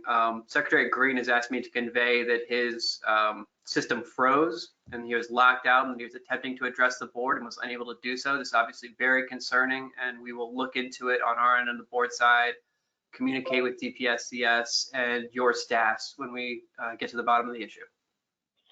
I think, let me, if you could just tell the secretary, I think he in most things has been very communicative and very, very helpful and done a really good job. And we look forward to, but I agree with the comptroller. We were expecting something that we hadn't heard yet. Secretary Green, would you like to try again, sir? I think we should adjourn. Still cannot hear you. Well, Madam Treasurer, I'm happy to convey that message to the secretary. Thank you. Thank you.